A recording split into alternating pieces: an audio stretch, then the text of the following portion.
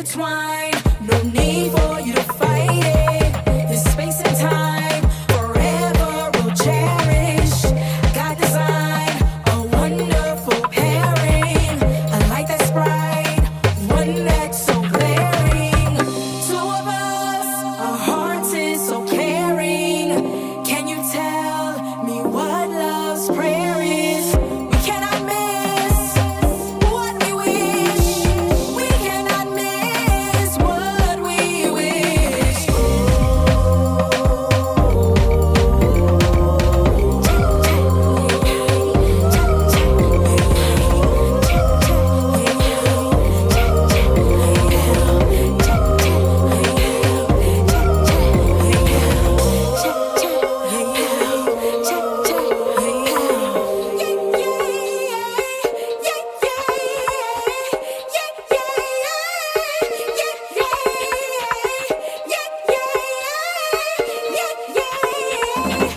Hello, hello, hello, hello. Hello, hello, hello, hello, love. Hello, hello, hello, hello. Hello, hello, hello, hello, love. Hello, hello, hello, hello. Hello, hello, hello, hello, love. Hello, hello, hello, hello. Hello, hello, hello, hello, love.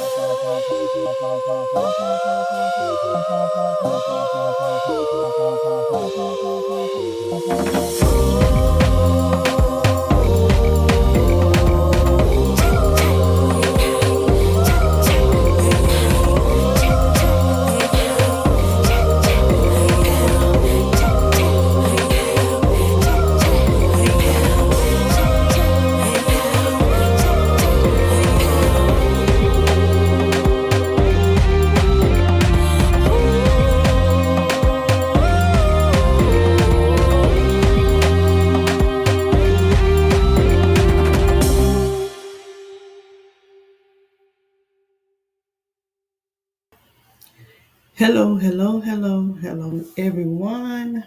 Everyone, welcome to Bayou Sugar Garden. I am Bayou Sugar, and welcome to my channel. If this is your first time here, welcome in. If not, welcome back. Just trying to make sure we are live everywhere. I am currently on the YouTube as well as Facebook. So I want to welcome everyone in. Make sure you guys, whatever platform you are on, you hit that like button or the thumbs up, whichever one it may be, whichever one pertains to you. Make sure you share out the live just in case someone has not gotten the notification that we are live because it's going to be a good one. I say that every time, huh, y'all? She say that every time. It's going to be a good one. It's going to be a good. Well, that's good then if I get to say that every time that it's going to be a good one. Um, so I want y'all to strap on y'all seatbelts, get ready because y'all know with these gumbo garden conversations, I call it a gumbo because we pop all over the place. I don't have one particular. I was trying to say specific and particular at the same time. So I was going to say specificular. So I don't have one specific or particular topic that I'm going to focus on at the moment. I kind of just go with what's what the vibe is for me, what I'm feeling. My ideas, I have ideas before I come because it's things that I have been downloaded to me, and I get the urgency to share it, and that's what I do. And once I get live, I kind of just go with the flow and see where I am supposed to stop or pay more attention to or keep moving or whatever. So and we just bounce all over the place. There's so many things to talk about. But I do want to say that these gumbo garden conversations are open-ended conversations, meaning I'm going to say what I want to say or express my views, but I need you to tell me how you feel. tell me how you feel about it. What are your thoughts? Because it's not just about me. We're in this world together, and we all see things differently. You may see something different through your eyes. You may interpret something different in your mind, and that's what makes us unique, right? We're all different, no matter how similar we may look, and our paths may cross, but we all have different paths. We all have different things that we have to do and different paths that we have to take. So that's why I have these conversations, just to allow y'all to see things through somebody else's eyes, keep you open minded, and stop us from being narrow minded. Because in the end, that is really what holds us back. Um, Sometimes we lack knowledge because we're so narrow minded, or we want to keep our ideas or our thoughts and belief as the way that we see it, and that's it. And sometimes that helps us. A lot of the time, that hurts us. So please feel free. This is a safe space for you to put your ideas and your thoughts and how you feel or whatever. Nobody's going to attack you. Nobody's going to belittle you or think less of you here, because that's just not the vibe here in Bayou Sugar Garden. We just don't roll that way. So before we get started, um, I am going to recognize a few people that are here with me just to show my manners. Oh, excuse me. And I do have a goal I want to put up. Um,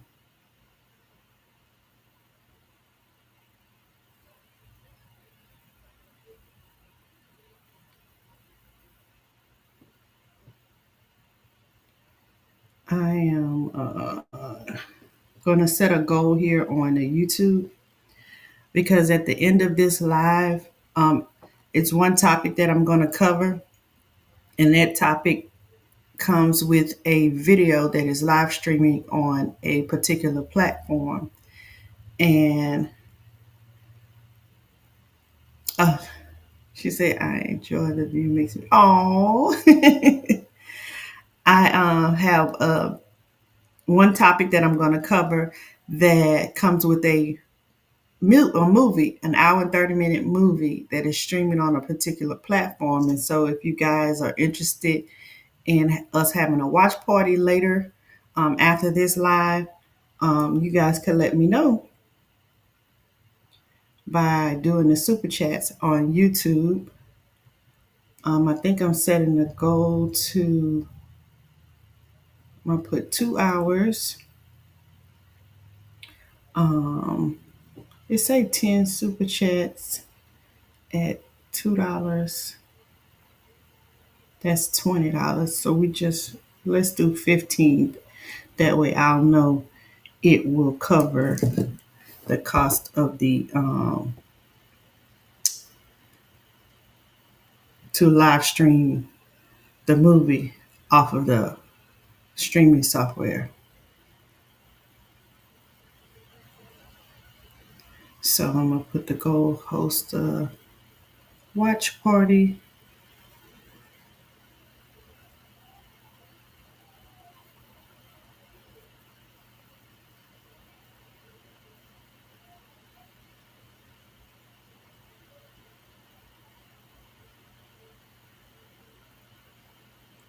Okay, so those of you on YouTube, if you would like to contribute once we keep going, and you think you're interested in having a watch party, the goal is, let's see, what did I set it at? 15 super chats at $2 each, or the goal is just to reach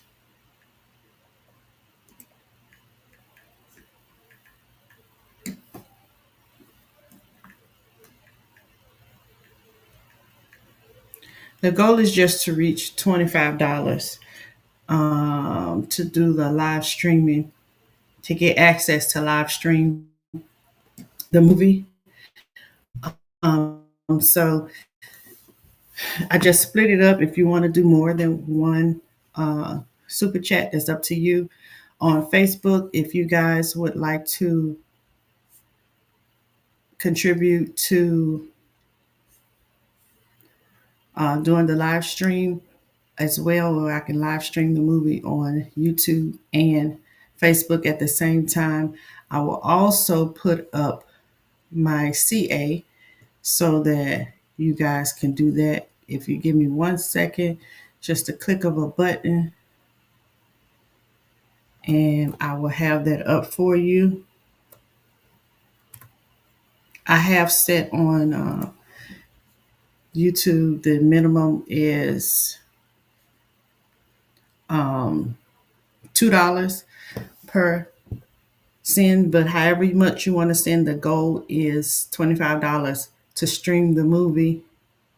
And as the live go on, you have plenty of time to decide if you want to have the watch party. And if we reach our goal, then we'll have the watch party. So that's what we're going to do tonight.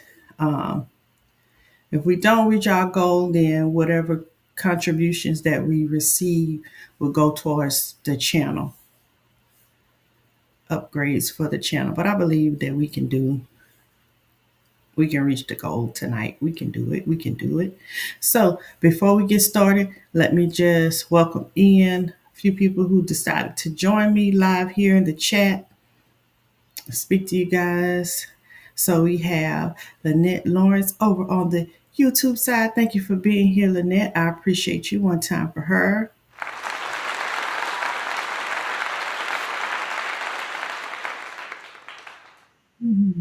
LGGG Love, welcome in. I appreciate you. She is our elect secretary over here at Bayou Sugar Garden, where we host our meetings for the Stronger Together Forum Co-op.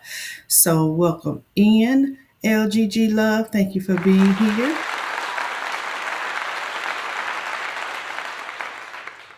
And while I have her here, that does remind me, if you guys are interested in becoming part of the Stronger Together Forum Co-op, or you want to find more information about it, you guys are more than welcome to check out our website that we do have up and running. Feel free. I'll pull it up and share with you.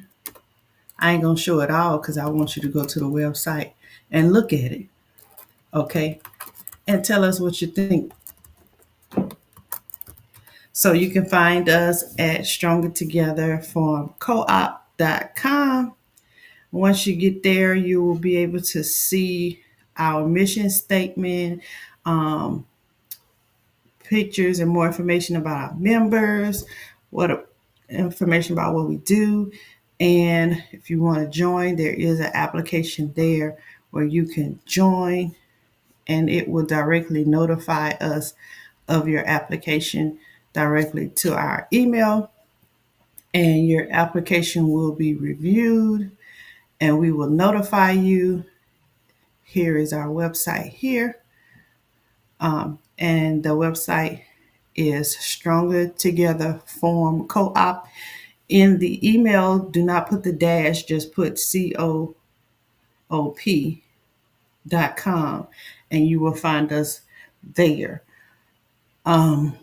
Like I said, there is a join link if you want to hit the application and submit your application to become part of it. Once you look over the website, and you can always attend one of our meetings, which you can do by subscribing to the channel here, subscribing to the Sugar Mama level, not the Sugar Babies. Okay, the Sugar Babies is just for those who would just like to financially contribute to this channel itself, but the Sugar Mama level gives you access to the Stronger Together Forum Co-op meetings. Okay, with that, you can sit in on the meetings and see what we do, and if you have any questions, you're able to ask questions And then from there, you can decide if you want to continue as a member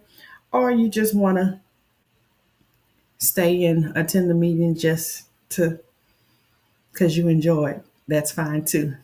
But if you decide to join, you can always go to our website. The application is there. Click join, and it will directly take you to the application. Fill it out, send it, and we will get back to you as soon as possible. So that's that. Y'all see our logo? We all created this together. This is not just a one person thing. Um, we're about 10 members plus, um, 10 plus active members, and we meet twice a month, bi monthly on Sundays.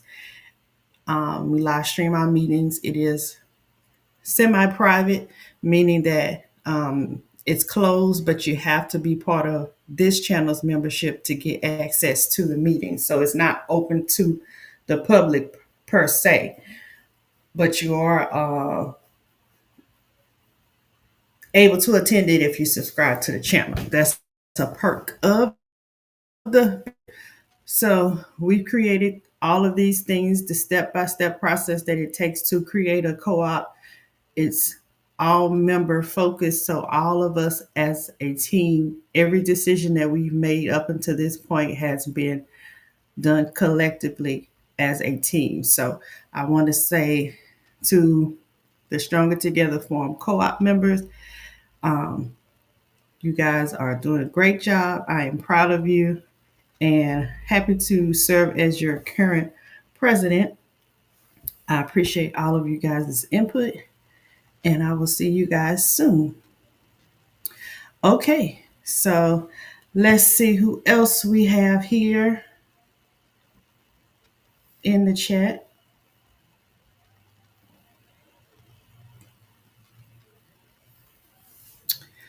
Alrighty. Okay, that's it. And then on the Facebook side, I cannot see you guys are viewing. If you're here, I won't be able to see that you're here unless you leave me a comment. Okay, so I thank you for all of you guys who are here. If you are in the bushes watching, one time for those who are in the bushes watching, I appreciate you.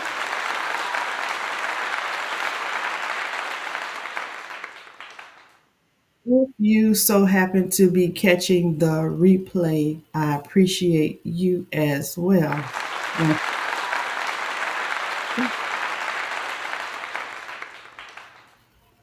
if you are catching the replay, please make sure you leave me a comment. I do read my comments, I respond to them. So I appreciate you guys. Don't forget, whichever platform you're on right now, make sure you hit that like button. Make sure you share out the live just in case someone hasn't been notified that we are live. We live. All right. Well, without further ado, we're going to go ahead and get started. Just want to remind you guys, I'll remind you again when we get back to when we come across a topic that comes with the movie that we can live stream later if you guys want to. I'll remind you of that. Okay, once we get there. So, today's live stream Gumbo Garden Conversation is inspired by a lot of things, basically a lot of stuff that I saw today. I do have a lot of other things that I want to go over with you guys on a later date, a lot of other videos, but we're going to just start with the ones that are fresh on the top of my head for today. And we're going to look at that. Let me get to the beginning of it so that we can start. And this is going to be some things that you already know, some you don't know, some religious, some not religious. So just be prepared. Be prepared. Make sure, yeah, y'all can hear me. Okay, let's see.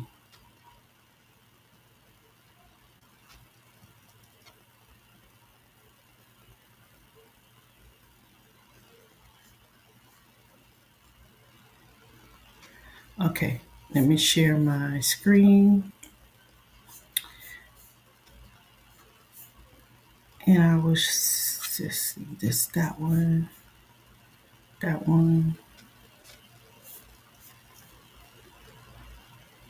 Yep, okay. I want to do this, set this up differently. Let me see, let me remove myself from the scene and make this like that.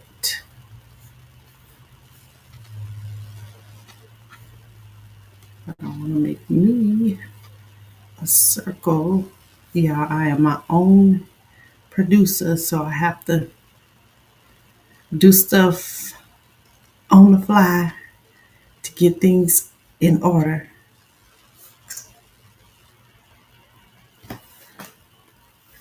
Excuse me. So if it takes me a few seconds, you know, I am not this by trade. It's hobby. And so, bam, here we go. All right, so this is the first video that I'm going to share with you guys.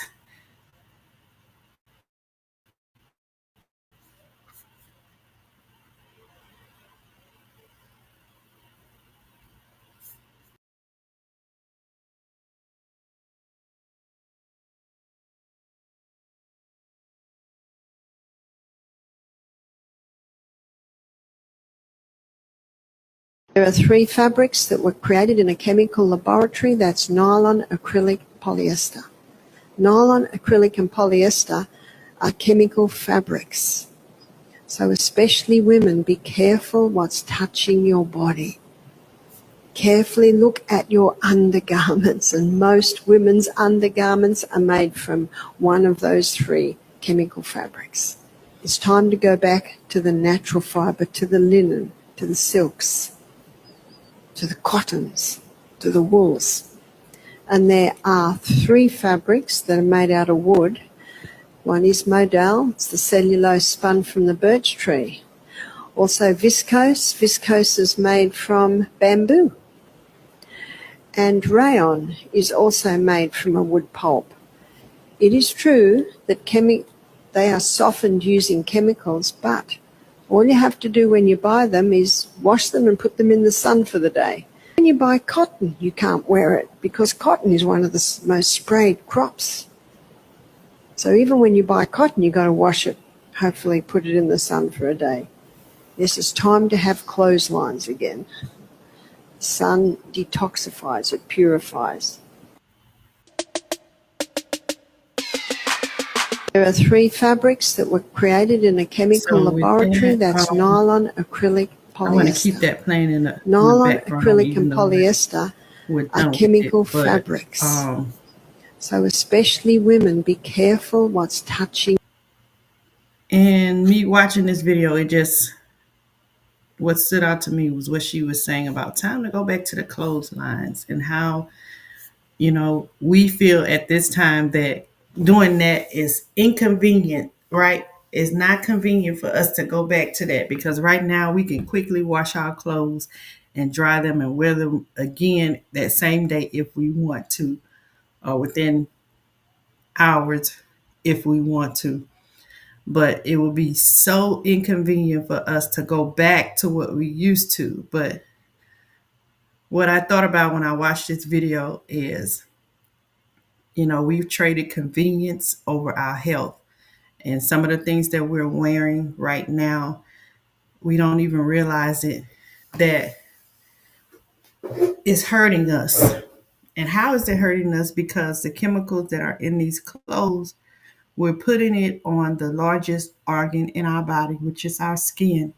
And what does your skin do? Your skin absorbs. So you have those chemicals on your skin, and whatever is in that material that you're wearing, your body absorbs it through your skin. And there we have the effects, whatever side effects or adverse effects or reactions that we have to these chemicals presents when we have it next to our skin because our skin absorbs them. So we got to be careful with the things that we buy, and you got to pay more attention to it.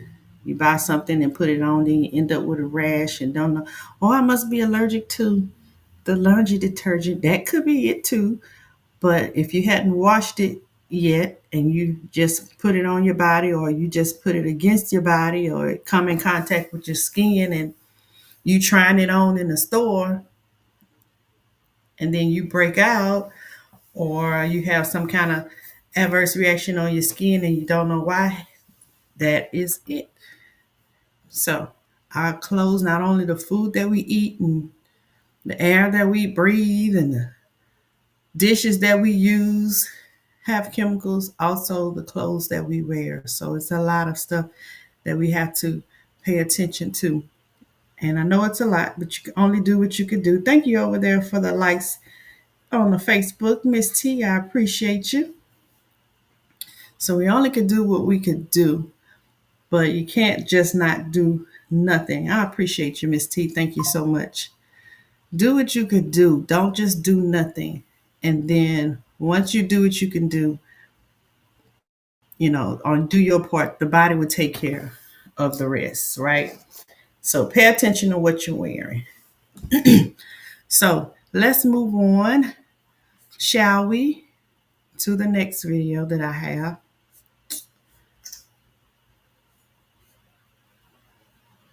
That's not the next one, but Dr. Yaki, if you guys don't know nothing about him, I suggest that you get to know some of the stuff that he talks about. He gives a lot of knowledge, and he has his own clinic to where he is reversing a lot of ailments and is doing some of the things that we are doing right now, using natural things that were created here for us to use. So let's see what he has to say in this video. Why are South Korea, China, India, the US, Japan, Russia, and the European Union racing to create artificial suns? I think it's the Antichrist, because when you look at from a biblical sense, it says that Christ is the Son, S-U-N. But we already know symbology, Christ is the Son, S-O-N. So when you create a new son, you're being anti-Christ, because you are literally trying to recreate or knock the original son out of its position to create your own. Now, the reason what they said is to make basically a sun out of a nuclear capacitor. What they say for they can do it without creating carbon dioxide, because they pushing this whole climate change bullcrap on the world, which there's really no such thing as that. Now, I believe that it is something going on worldwide that's happening with the climates. That's why you see all of the different, species washing up from the oceans. You seeing catastrophic events happening everywhere. They shooting all these different satellites up in the air. They putting sun stimulators on the natural sun. Then you seeing all these false suns rising. The problem and the issue with that is it's under a different light code spectrum. I actually studied this. So they tried to get it as close to the sun as possible. I got an artificial sun in the room right there. It's called biophotomodulation therapy, but it gives off the ultraviolet light therapy, and it gives off that red spectrum. Theirs give off more blue than red, and we know that blue light spectrum from the sun is very, very stress inducing. But we know that the red light takes away stress. So you got to just start asking yourself, for one, y'all making false suns. Not only are y'all making false suns, y'all putting these suns in the sky. And then when you put these suns in the sky, you're turning up the blue light more than the red light. And the blue light induces stress, specifically in what you would call carbonated beans. So what are you really trying to do? Why is nobody talking about? Okay, y'all. That in the background, that was just, why is nobody? She said, what's his name? So his name is Dr. Yaki. Let me see if I can show it on the video. Let me go back.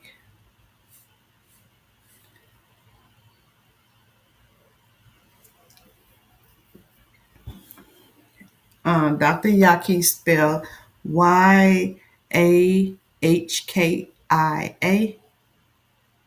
Maybe when I click on the video, it'll show it larger.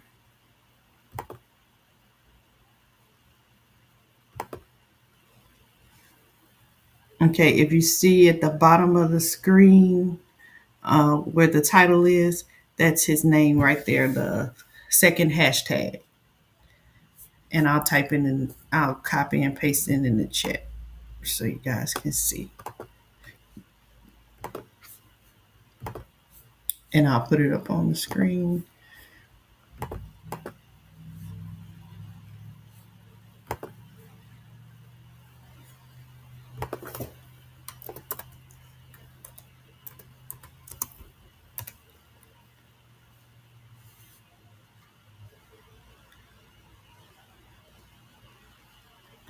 That is his name here, Dr. Yaki. Oh, this electric stuff here over here. So he has a lot of good information. If you haven't followed him, he has some videos on YT. He does go live a lot on he goes live a lot on YouTube, on Facebook.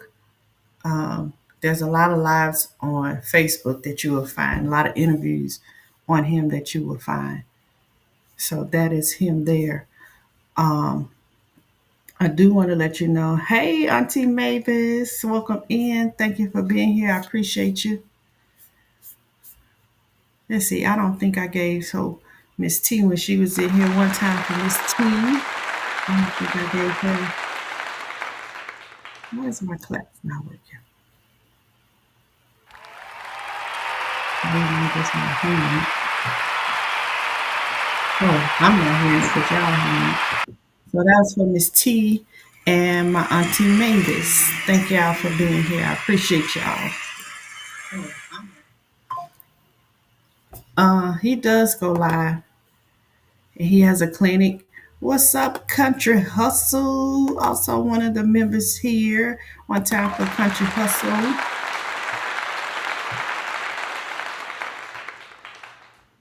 He is also one of the members of Stronger Together Forum Co-op.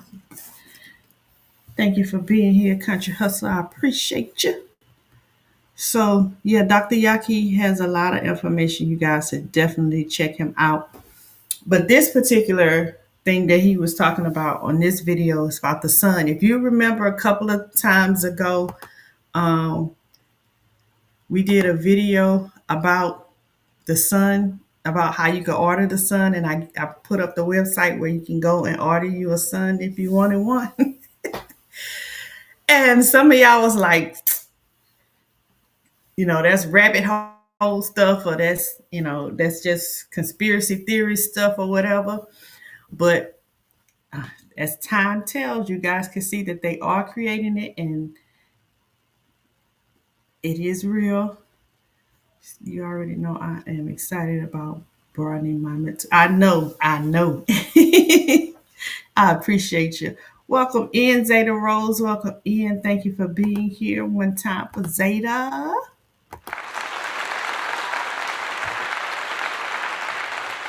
Let's see.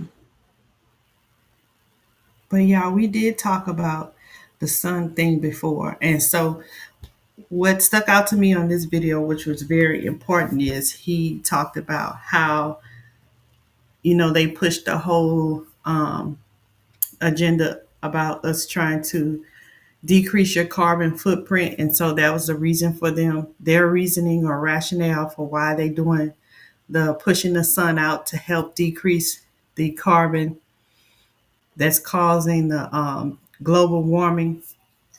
And then he also pointed out that, the sun that they are creating, the artificial sun that is being created by whomever, is actually causing more stress on living things. So they try to mimic what the creator has done, but at the same time, they give the illusion that, it's the same thing or it's as close to the same thing as possible. But what they fail to do is disclose the effects. And one of the effects of this artificial sun is stress inducing. So just be mindful of that, you guys. She said, yep, I remember the sun. Yep, we talked about it. And a whole bunch of it was kind of crickets when we talked about it. It was kind of crickets. She's the look. LGGG said nothing they say I believe. That's right. I had a one of the elders in a church that I was attending. She would say, "Believe none of what you hear and some of what you see." So I have stuck by that, and I still stick by that because, you know, especially with the way things are going on right now, you just can't trust it. You can't trust it. All right, so let's get on to the next one. Get on to the next one. This is another Dr. Yaki video. I think I have a couple of videos with him today. Now, the one with the cell phone is really, I think this is it. It really threw me for a loop. Because I'm watching it with my cell phone right by me. I'm like, eyeballing my cell phone, like, what the heck? Okay, so let's go. You or a robot. That's the reason why they're putting nanobot technology inside of you. They're filling you with lead, they're filling you with mercury, and they're filling you with aluminum because it's literally changing the functionality, the biochemical makeup of your genes and turning you to a cyborg. So now we're humans mixed with robots. We're this. You can look this stuff up, and they do this through, putting things in your bloodstream. They do it through putting certain minerals and stuff in your cereals, putting certain mercury and stuff through your milks. They do it through basically fortifying your foods, which you allowed them to do that. We signed off on that in the 1960s for them to start fortifying our food because we was losing vital minerals. And then through this fortification, notice what's in it: mercury, metal, lead, and nanobot technology. So now we need something to communicate. So now if you have a thought, you can literally be thinking about a bicycle and don't mention it, and you can open your phone up on Facebook, and what's the first suggestion you will see? A bicycle ad. And you wondering, I didn't talk about this, I thought it, why isn't it in my phone? Because these things are reading the brain waves and pattern. Your brain waves is a sequence. It's like a sequel. It's a mathematical equation. If you build some type of software to read that mathematical equation, then you can translate it into the exact image or English that you need it to be, and I can tell you what you was thinking. CIA been doing this on people for the longest. You or a robot. That's the reason why they're putting nanobot technology inside of you. They're filling. I'm going to let this keep playing while we continue. Zay to say crickets because we was processing. Maybe. Unbelievable. Yes, it was unbelievable. She said, mimicking what God has done is our evil. Yes. And it is definitely our downfall. So, y'all, I did not know when I watched this video that, fortified meant added of minerals. So a lot of our foods are fortified. I mean, this happened before I was even born. When I came into this world, that law was already, that was already in place, foods being fortified. So my takeaway from this video is that our foods have metals in it, heavy metals. And that's, if you've been watching a lot of our Gumbo Garden conversations, we've learned in our research that that is one of the things that leads to the diseases that we have because we have such a high level of metals in our body that it causes our body to react with diseases. Um, she says, yes, that's what has happened. Just a thought, then a commercial. Yep.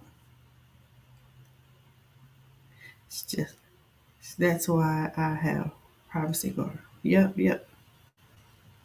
Wait, what happened? I also do not want to be tracked. I have that on my phone. Yep, yep. You have to do that. Have to set yourself up for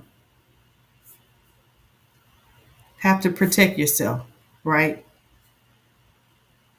Oh, a commercial came up. Oh, that's what she was saying.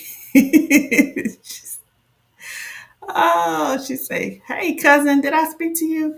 Hey cousin, welcome in. One time for cousin Angela. Appreciate you. Thank you for being here." Let's see. She said, "But they still track my time. They know where you are going before you start your car. Yes, they do. So when on my phone, when I get in there, it already has it pops up on my phone based off of, I guess, my history or whatever program they have on the phone. It knows my pattern. So when I get in my car, before I even start my car, my phone comes up, and I have my phone also connected to my car. So my map comes up, and it shows me, gives me the route of where I'm going based off of what I do on, I guess, because well, I ain't gonna say I guess, because I do the same thing every day at the same time. And even if I didn't, your phone could still narrow down what you're about to do. So every day when I'm getting ready to go to work and I get in my car at that same time, every time I get in my car before I even start it up, when I just sit down, my map comes up and say, "Hey, here's your route to work. This is the quickest route to work. All I have to do is press start." And boom, there it is. I get in my car at work and I'm finna go home, or I'm finna go one of these other places that I usually go to when I get off work, I have the option here. Hey, here are these three places. Which one you want to go to? All you got to do is press start, and here's your quickest route, right? That's the technology that we are in right now. Uh, and like I was saying, back to the minerals, you moving, cousin? She said, "Can somebody come help me move, please?" Oh, I hope you still staying in the same state. Where you? I think you are, because you were saying that last night. So, with these metals being put in our food, it's causing you to have high levels of metals, which we know it causes diseases, and so that's where we get to the point to where we have to do all these detoxes to get them out of our body, or at least if you can't get them all out of your body, at least you can lower the amount that is in your body, right, to a small amount, or to a manageable amount, to where it doesn't cause negative effects for your body, or to a level to where your body can still function properly with that in it. So you do that through your food. So that's why we try to urge everyone to grow your own food, grow it organically. Don't use all these other things, because you don't want to have those metals and chemicals in your body. Because if you do that, then you may as well go to the store and buy the fortified stuff, right? Right. Defeats the purpose. So if you can't grow it, then you find someone who is and support them in that way. Also, he was saying through your bloodstream. We really don't know for sure what is in these um, needles when we're getting these. Um, I'm trying to be careful with my words, because sometimes these platforms are sensitive. So if you're getting injected with something for whatever reason, um, metals are in those. And then we're getting injected. They're telling you need to they give you a schedule to tell you how often you need to do it. And there you go, boom, high levels of metals in your body. And not to mention the video we just watched before about it being in your clothing. So, yeah. So I would suggest you guys also, when you go to the doctors and you're getting this complete workup, tell them to test your blood for heavy metals, because you need to know. If you're not watching it, at least you'll know what you need to detox from it. If they telling you you got this disease and that disease, then you definitely want to check your insulin levels, check the metals in your body as well. They check for everything else. So you might as well need to know that. And she's talking to cousin. She said, "I'll drop a video about how food affect our body while we on the same way." Listen, sis, great minds think alike. We are connected. We are connected. Even though we are different parts of the world, honey, we are connected. Okay. All right. So let's go to the next one. Oh, it's another Dr. Yaki video. I hope this is the one about the, well, we'll find out. I was going to say, I hope it's about the phone, but I think I jumped ahead of myself about the phone. But it's okay. Let's watch this one. Being in a quiet house in the dark, turning the lights off and feeling you, like feeling your essence, your being, and it's not where you want it to be, that is some scary shit, brother. Cause you gotta deal with that. The darkness get thick. You know, you start hearing the house settle. You hear little movements and cracklings. You can hear your heart beating. You can feel your blood pumping through your body. You can listen and hear your breath. It's like, dang, it's you. You just left to deal with you. Then them thoughts creep in. You know, I'm not good enough. This is why I'm not good enough. I did that person wrong. Dang, remember you did that. See, it's because when you in the spotlight, I'm in the spotlight a lot. I get a lot of compliments. Everybody want autographs. They want autographs. They want pictures. It keep me in my ego. But when you by yourself and that ego gone, you got to deal with who you are and what you did, man. It be sins that you forgot you committed, that when you meditating by yourself, they get brought. Damn, I did that 10 years ago. I forgot I even committed that. And that shows you how desensitized we have become as a people. You can do some hurtful things in your past years. You either done suppressed it subconsciously, or you too much in your ego. You don't forget that you did people wrong. You need to be more humble. You used to be in the streets. You used to gangbang. You know what that consists of. You need to be more humble about yourself. Yeah, this hit me over my head with like a rock. The main thing I got from this is, look, you need to be more humble. Okay? And learn how we need to get to ourselves sometime, because, you know, some of us, and I'm going to say us because I'm including me, myself too, we think too highly of ourselves sometimes, and we forget that we are human, and we think that we are perfect sometimes, and we start putting other people down and condemning other people for what they do and what they did or whatever. But when was the last time you did a self examination? Like, that should be daily. You should be doing a self examination daily to keep yourself humble, right? So that you won't ever forget where you came from and what you've been through. And that's not only just to belittle yourself or bring you, what some people always say will bring you down, but it'll help you keep you living in reality, keeping your mind balanced, right? Keeping you to remember that it's not just by you. You didn't do that on yourself. Something or someone outside of you is helping you, and that helps you to be a better you. So we need to learn how to do that sometimes, because I've seen that a lot, not just in social media, but in life in general. We get to the point to where we do it a lot in religion, and I'm gonna say, speak from my own personal um, experience, where you think your religion is better than somebody else's religion, and you condemn them because they don't believe what you believe, they don't do it the way that you do it, so they wrong and you right, and they going to hell and you not, right? So we do that a lot, put ourselves on a pedestal and put other people down. And we got to realize that we not perfect. Who's to say that you right? Right? Who's to say that you right and they wrong? You cannot do that. That is not right. You need to be more humble.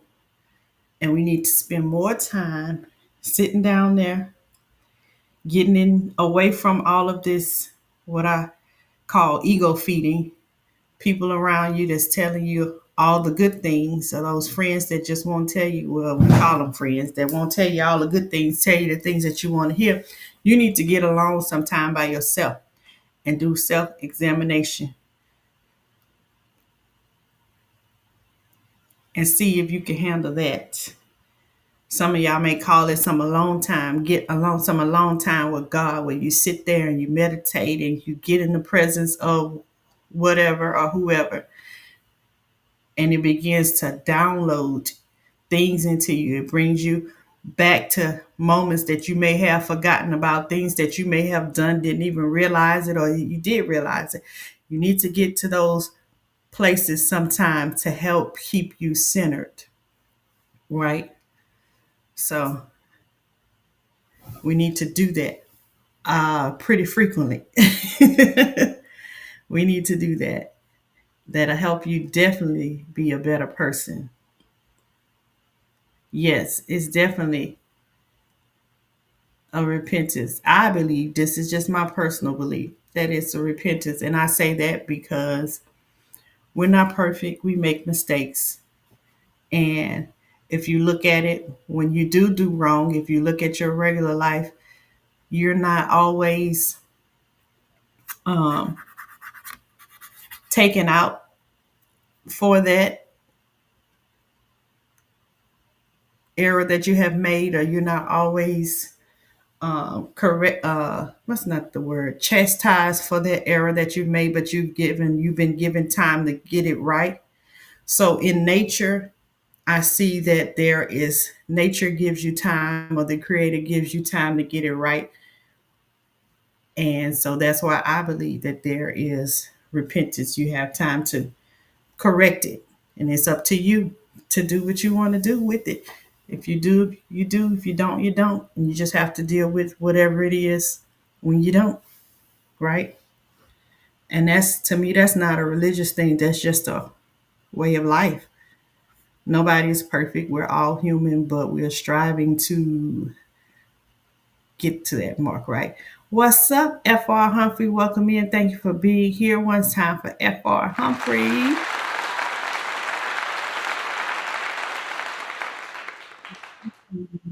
The members of our Stronger Together Forum Co-op and our elect lady treasurer.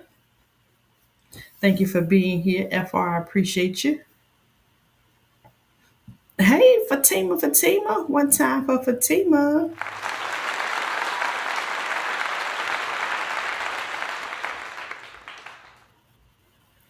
Thank you for being here. I appreciate you. She said, I did what he said, not in the dark, but I looked in the mirror. I'm telling y'all, I broke down like a broken faucet, baby. It'll do it to you. It'll do it to you. And it's good therapy. Therapeutically, that is good to do, but it'll definitely break you down. Definitely break you down and help you get centered. Country Hustle said, very well spoken. Yes, he definitely said it. Very good. So, y'all, make sure you're doing your self examination, and also make sure you be careful with your words, because your words have power. We all know that. And we don't want to be tearing people down. We want to be building them up, right? Okay. So here's another Yaki video. This is the one about the cell phone that I was talking about earlier. You guys definitely want to get a good listen on this one. And the genetic weaknesses actually impacting the youth more. It's children coming out with tumors now, born with leukemia. It was shit that we ain't never seen in our lives. So we are genetically being weakened. But again, it's through the food, it's through the radioactive frequencies, through the EMF frequencies. We haven't even talked about the cell phone and just how cancerous causing is the cell phone. Just by having your cell phone in your pocket increases your risk of cancer by 34 to 60%. Having it on your head. That's why I always speak on speakerphone. The phone, the EMF frequency that operates off of a cellular phone is called radio frequency, right? They use radio waves. Radio waves is used to boil water. That's how you heat up your food in a microwave. It don't heat up the actual texture of the food. It heats up the water molecules inside the food, bring it to a boiling temperature, then it beeps. Bing! That means your food done. When you put it in the microwave, you see that it heats up not from the outside in, as you would expect, like if it were just absorbed in the microwave, but rather from the inside out. And this is because water absorbs microbes. You don't realize the functionality that just happened there. The radio frequency waves shot through the molecules, the water molecules of the food, and it boiled it. It literally fried it, and that's what made your food warm. The same exact radio technology is in your phone, these same radio waves, and you putting it up to your head. Do you know your brain is 93% water? Your brain, 93% water. They call them ventricles. Inside these ventricles is pockets of fluids, or cerebral spinal fluid, but all this water in your brain. And then you get this microwave that you call a cell phone, and you put it on your head.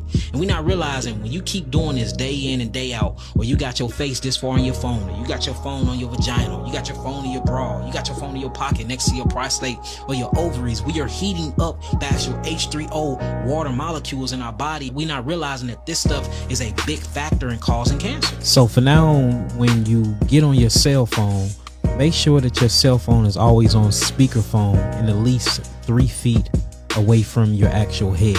Whenever you want to put your phone down, instead of putting it in your pocket, instead of putting it in your back pocket by your prostate, by your ovaries, by your reproductive organ, instead of sticking it in your bra, by your breast, and by your heart, don't ever put it on your persons unless you have a radiation EMF protector sleeve. And you can put the phone into the sleeve, and then this sleeve will actually stop the emission or the emitting of radiation and EMF frequencies from penetrating your cells and having that cancer causing factor on the body. Another thing too, whenever you have your cell phone plugged up, never speak on your cell phone when it's plugged into the wall outlet, whether it's on speakerphone or not, because it increases the radiation and the radioactive frequency plus the EMF frequency coming from the phone by 200%, family. So if your phone is plugged up, then always keep it away from your persons until it's fully charged.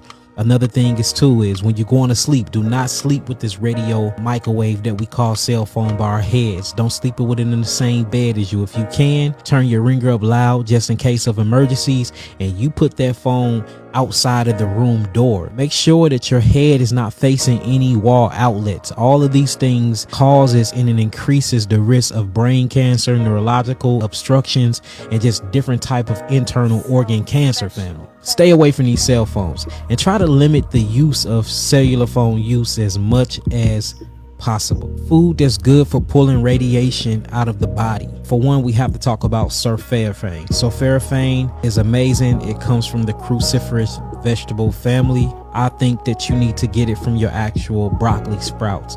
Broccoli sprouts have more sulforaphanes and glucoraphanins in it than any other vegetables on this planet. And this thing literally will whoop cancer, and it literally isolate and open up the NRF2 pathways to get rid of any radiation that's within inside of the cellular mechanism and within inside of the bloodstream. Another thing is focus, or what we call bladderwrack. Bladderwrack have a way of literally isolating radiation and chemotherapy, basically initiating or stimulating what we'll call the so-called immunological system, or what I call the lymphatic system, and it phagocytoses the actual radiated cells or the malignant cells, and it get them out of the body along the meridian pathways through the lymphatic system and out of the kidneys. Another one is astringent fruits. Astringent fruits detoxify the body. It kicks on glutathione and it literally detoxifies the entire cellular structure. So if you do all these things that I just told you, these things will not only decrease your risk of cancer, but it'll also start initiating detoxification factor on the body, and you will not have to deal with these things anymore. Did y'all see they tried to hide what this idiot just said? Watch this. Yeah, this is so crazy. So what I like about this video is the way it's set up. Hold on, let me catch up in the chat first. Country Hustle said, hello to all I didn't speak to. I'm cleaning and listening. I appreciate you, Country Hustle. FR100 say mirror work is powerful. Honey, so powerful. But we get into that mode in our mind thinking that mirror work is, I don't want to do that. It make me feel bad, but it is necessary. When you detoxing or you cleansing, it don't feel good because that stuff ain't supposed to be in you anyway, right? Gotta get it out. Mirror work is definitely necessary. Don't feel good, but it's powerful. When you get it done, You feel so much better afterwards and you're a better person, right? So make sure y'all doing y'all mirror work. Just in case you don't know, that's meaning self-reflection, right? Self-reflection, getting yourself in front of the mirror where you looking at you, staring back at you. Make sure you're doing it. Every night, LGG says, I soul search before I fall asleep. That's called analyzing my entire experience for my waking hours. As a that's a Sagittarius, yes, that's daily. That's how I maintain my peace. Good job. That's my says LGG. He said, "Bing!" Like the microwave, right? Y'all, this video just it used to be laptops. This video just it blew my mind in several different ways. So I like how it's set up. How he gives you the well, whoever created this video, it gives you the problems, right? And then uh, it tells you what the problem is, and it tells you what's causing the problem. But then, I'm sorry, yeah. But then it gives you the solution to the problem. So I hope y'all heard all that broccoli and broccoli sprouts and batterack. Shout out to my Renaissance grandma because she did give us some information. I believe it was on her channel as well as Tampa's Creek Homestead where she talked about batterack and these things you can grow and you can eat these things even though we do use these electronic devices and there are adverse effects from them. If you are eating properly, which if you are doing your part, then these effects won't be as bad on you or little to none for you if you're eating properly. This is where I come in and remind you guys and say the purpose of me doing all of these gumbo garden conversations and do you really know what you're eating is to let you guys know, yeah, we have all of these things stacked up against us, but if you do your part, you know, the body is going to do its part. So even if you are having these cell phones next to you, you sleeping with it in your bed like I do, you talking to it, scrolling through it while it's on the charger because you done got in the bed with it, scrolling through until the battery went dead, and then you got the battery plugged right by your bed. So all you got to do is plug it up. You got that long cord that reach from the socket to your bed, right? So you can lay in the bed comfortably and scroll through the phone and you fall asleep with that phone in your hand and you end up waking up with that phone right next to your head in the morning. What you do, get it and just start right back using it, right? And I'm guilty of also putting my phone in my bra. I did that for the longest when cell phones first came out or when it became a popular thing for the general public. I even knew that was the thing for women. Put your money in there. That's your little bank, or you put your cell phone in there. It's convenient. But you learn when you learn better, you try to do better. I have to. I don't do it as much now, but when I catch myself doing it, like if I'm going grocery shopping, I have on like my little my fanny pack, and then the fanny pack is only but so big. And sometimes I don't have room in my fanny pack to put my cell phone while I'm shopping. So I would just inadvertently stick it in my bra. Well, then now I'm in the habit of not doing that. So when I realize I'm doing it, I take it out and I put it in my pockets. But still, in my pocket, I don't have the protector. So whether it's in my bra or in my pocket, I don't have nothing to protect me from those waves. It's just in a different area, I'm still going to be affected. So he did show you guys the kind of protector you can get on your phone when you're carrying it on your person. So you want to be mindful of that. Um, she said, I've been pushed to my limit lately. Oh, y'all, Sagittarius is she is Sagittarius too. Lord.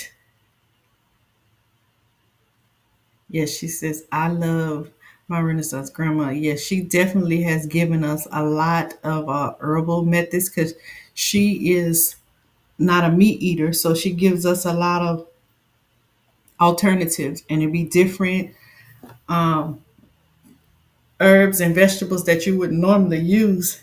She put the actual videos and show you recipes of what she used those vegetables and herbs for, so you can follow it and try it and do it yourself.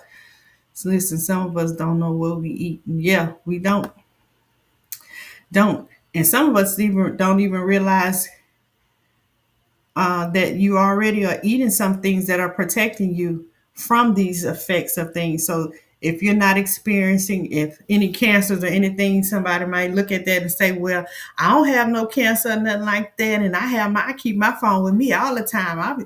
Yeah, but you are doing something that you don't even realize that is protecting you from that, right? It's not that it's not happening. It's just that you're probably eating enough of a food or herb that keeps you from having this. So that goes that self-reflection thing again, take that examination. But guys, make sure that you took note of that, where he's telling you to get those phone protectors and also get those veggies and herbs that he was talking about to help you. We got to continue to keep doing our part, right? So that the body will be able to function and do its part. So let's keep moving. Let's keep moving to the next one, right? I think we talked about this, about the seed oils briefly before. So this will be kind of a review for most of you guys. But it's always good to hear it again, because sometimes if you're like me, the light bulb don't go off the first time or the second time or the third time. It may take a couple times. So don't eat vegetable oils. If you just did these things, you will be extremely healthy. Avoid sugar, avoid fructose, avoid fine flour, and avoid vegetable seed oils. Vegetable seed oils made from seeds. That doesn't mean coconut oil. That doesn't mean olive oil, because that's made from the pulp. It doesn't mean butter. It means sunflower seed oil, soy oil, canola oil, all the oils that are manufactured. Those are the ones you must completely avoid. So don't eat vegetable oils. If you just did these. So you need to avoid these seed oils. We've been talking about that before. I remember when there was a time when they were saying don't eat vegetable oil. They were saying that African American men don't need to eat vegetable oil. Don't fry your foods in vegetable oil because it's causing prostate cancer. If you're going to use the oil, use canola oil. That was their alternative. Well, come to find out, that was not a good alternative. So we need to avoid all these seed oils, right? And they told you which ones that you need to use. Things plugged in by your bed. Right. She says, are things plugged in by your bed for the cell phones, to laptops, TVs, lamps, all of them give out waves. I'm a remind me to go back to talk about that, cousin Angela. I'm gonna put you up here so I can remember to go back. But let me finish this point about the seed oils. So with the seed oils, he basically said it. They cause cancer, amongst other things that they can cause. But you do not want to use those, okay, because they cause diseases. No seed oils, no seed oils, bottom line. So I wanted to go back to what cousin Angela was saying, because I don't know if you guys paid attention to where Dr. Yaki in the last video was telling you guys of how the radio waves in the cell phone are the same waves that are in the microwave. And if you guys can remember in school how they taught you that the body is mainly made up of water, right? And so I really wanted to bring home or really stress the point to how he was saying those radio waves in your phone act just like the waves in the microwave. And it heats up when your food is in the microwave, it heats up that water, those water molecules, which causes your food to be warm, right? So in turn, just think what he said. With the cell phone is doing the same thing that the microwave is doing. You're holding that phone and that phone is real close to you and it's heating up your water molecules in your body, right?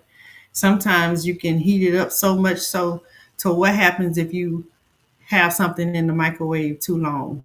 You can burn stuff in the microwave and or you can or it can explode. So just imagine if your phone or whatever electronic device is left around you for long periods of time and you are not detoxing or you're not eating right or you're not doing the things to make those offload those radio wave levels, well, it could burn something up in your body. It could overheat an organ or cause an organ to heat up and malfunction or could cause something to explode. Hence, there is where you get the diseases, right? So I just wanted to make sure that you guys caught that. She said people laugh at that. Yeah. But they'll see, like, it's just human nature. We don't realize stuff until it actually happens to you. And that's one of our flaws. We don't really pay attention to stuff until it's actually happened to you. All right, guys, let's see. Here's another one. Another Yaki video, Dr. Yaki. We moving, y'all. We getting a lot done. So let's see what this one is talking about. These, how long should these cancer and tumors last? Until you eradicate all the toxins out of the body. We get rid of tumors all the time. I'm here. I mean, they know this. I'm here all the time. We get rid of tumors all the time, and the body gets rid of cancer all the time. I'm not a healer. I just help facilitate the healing. The body is a healer. I'll be ingenuous. I'll be disingenuous, and I will be on a high horse to say that I heal the body of anything. No, you have the power. Your body heals itself, and you can do this without buying herbs from me. That's how. It's not about the money. I'm a millionaire. It's not about the money. It's showing you who you are and the capabilities that the Creator gave you. A tumor. So for instance, if you're constantly eating foods that you're not supposed to be eating, whenever you eat these foods get broken down and get delivered to the cell.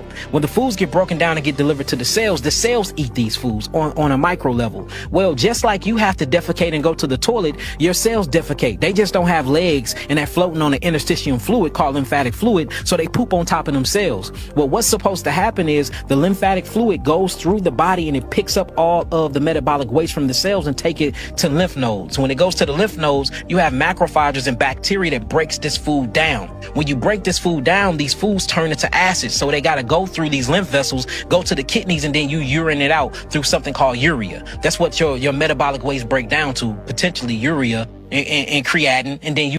Americans, if you really want to know what's going on. These, Okay, so how long should these cancer and tumors last? Until you eradicate all the toxins out of the body. We get rid of tumors all the time. I'm here. I mean, they know this. I'm here all the time. We get rid of tumors all the time. And the body gets rid of cancer all the time. I'm not a healer. I just help facilitate the healing. The body is a healer. I'll be ingenuous. I'll be disingenuous, and I will be on a high horse to say that I heal the body of anything. No, you have the power. Your body heals itself, and you can do this without buying herbs from me. That's how. It's not about the money. I'm a millionaire. It's not about the money. It's showing you who you are and the capabilities that the Creator gave you. A tumor. So for instance, if you're constantly eating foods that you're not supposed to be eating, whenever you eat these foods get broken down and get delivered to the cell. When the foods get broken down and get delivered to the cells eat these foods on a micro level. Well, just like you have to defecate and go to the toilet, your cells defecate. They just don't have legs and they're floating on an interstitial fluid called lymphatic fluid, so they poop on top of them cells. Well, what's supposed to happen is the lymphatic fluid goes through the body and it picks up all of the metabolic waste from the cells and take it to lymph nodes. When it goes to the lymph nodes, you have macrophages and bacteria that breaks this food down. When you break this food down, these foods turn into acid. So they got to go through these lymph vessels, go to the kidneys, and then you urine it out through something called urea. That's what your metabolic waste break down to, potentially urea and creatinine, and then you cannot function properly. But if you get it back to its working, get it back, get those toxins out, get those heavy metals out, decrease your heavy metals levels and your plastic level, microplastic levels, and get your body back to where it can reset it, then your body is a self-healing machine. It can be done. No matter what disease it is, it can be done. She says that's why rich people get away with using us as guinea pigs. We are the living experiment. You better say that, sis. We paying to participate in these experiments. She said, you heard me? We are definitely paying, and we are definitely part of these experiments. So it's up to you if you want to continue to be in the line. Are we really electrical? And I don't know the answer. Yes. And we're gonna talk about that too. Everything is electrical. Everything. Everything. I don't care if it's a pencil, if it's a rock. I don't care what it is. Because and we're gonna talk about that. But I'm gonna say this and then I'm gonna move on. Everything is made up of what you would call atoms, right? And those atoms are composed of tiny, have different components, whether you protons, neutrons, electrons, all of that, all of that, all of that is what is composed of anything. Anything. So I don't know how we would classify stuff as non-living when everything is made up of those things. Even this if I hold this pencil up to you, I mean I can touch it and feel it. It might not be breathing, but to me, in my eyes, I say it's a living thing because it's made up of the same atom that I am made up of, just in a different arrangement. It's just arranged differently to where physically it's a pencil. But to me, it's a living thing to me. And it's electrical. Because what did that pencil come from? It came from a tree, the wood from a tree. That's just me. Hey, Crafty Girl, welcome in. Thank you for being here. I appreciate you. One time for Crafty Girl. Crafty Girls Walk. Thank you for being here. I appreciate you. Let's see. Everybody is speaking. All right, let's see in the White House. Watch this video. what the next video is going to say. Hope y'all are enjoying so far. We are moving right along, moving right along. This one is about food. And y'all, we watch this channel very often. We use this as reference for most of our conversations that we've had in the past. If you don't know, go visit Diary of a CEO on YouTube. Make sure you subscribe to the channel and watch the videos. Here we go. There must be certain things which people aren't aware aren't healthy. You actually mentioned bread. Yeah. Is all bread bad? No, not all bread is bad. Most bread is bad.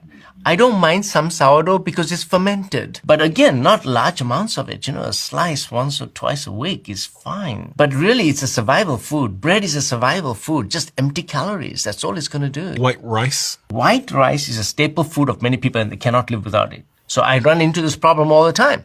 So I tell them that this is what you're going to do. You're going to, first and foremost, soak your rice in water and then discard the water after an overnight soak because it contains arsenic in it and other heavy metals. You'll be surprised how much arsenic there is in rice these days. What is arsenic for people that don't know?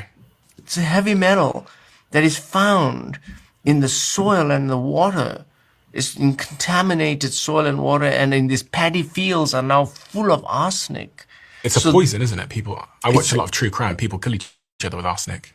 It's a very, very strong poison. and it'll slowly kill you. Good afternoon, everyone. My name is Dr. Leonard Holyfield, president of the So that video stood out to me because, amongst other things, we know about the bread and everything, but the rice stood out to me because for years, African American cultures, that's just our thing is to, well, you better wash your rice before you cook it, and we say that it gets off the excess starch. Oh, hold on, I'm sorry. It gets off the excess starch. Make sure you wash your rice because you want to get that starch off of there because it won't spike your blood sugar. Hold on. I got these cards wrapped up. Okay, so that's what we do. We wash our rice because we trying to make sure it don't spike our blood sugar. But did you know that you're supposed to be washing your rice and taking that water off because you're getting rid of poisons? I did not know that. You're getting rid of a heavy metal. What's up, PIA? Welcome in. One time for PIA. Thank you for being here. I appreciate you. And he said it. You heard him say that it is a poison that will slowly kill you. So, hence, here is another reason why you should wash your rice. Some people would say that you shouldn't wash your rice because you're washing off all the minerals. Now, here's the thing. Okay, I can see if it's organic, but if you go into the store and you buying manufactured rice, right, I would definitely tell you to wash it. Okay. But if you're growing this rice yourself and you doing it the natural way, then I would recommend that you don't wash it. Y'all follow me? So if you're going getting processed rice, you should wash it because the processed rice has the heavy metals. It has one of them is arsenic, which is a poison that will slowly kill you. And for purposes of health purposes, if you're diabetic, you take out some of the starch. That'll help. But if you are growing your rice yourself and you're growing it as organic as possible, you're not spraying it yourself, adding heavy metals to it, right? I would say don't wash it. Or you're getting it from somebody who you know is doing it the right way, then you wouldn't need to. But this manufactured stuff, yes, you need to wash it and pour it off. All right. Y'all follow me? All right. All hearts and minds are clear? Good. Let's move on. Get it, got it, good. Okay, great. Let's go. Let's see our next video.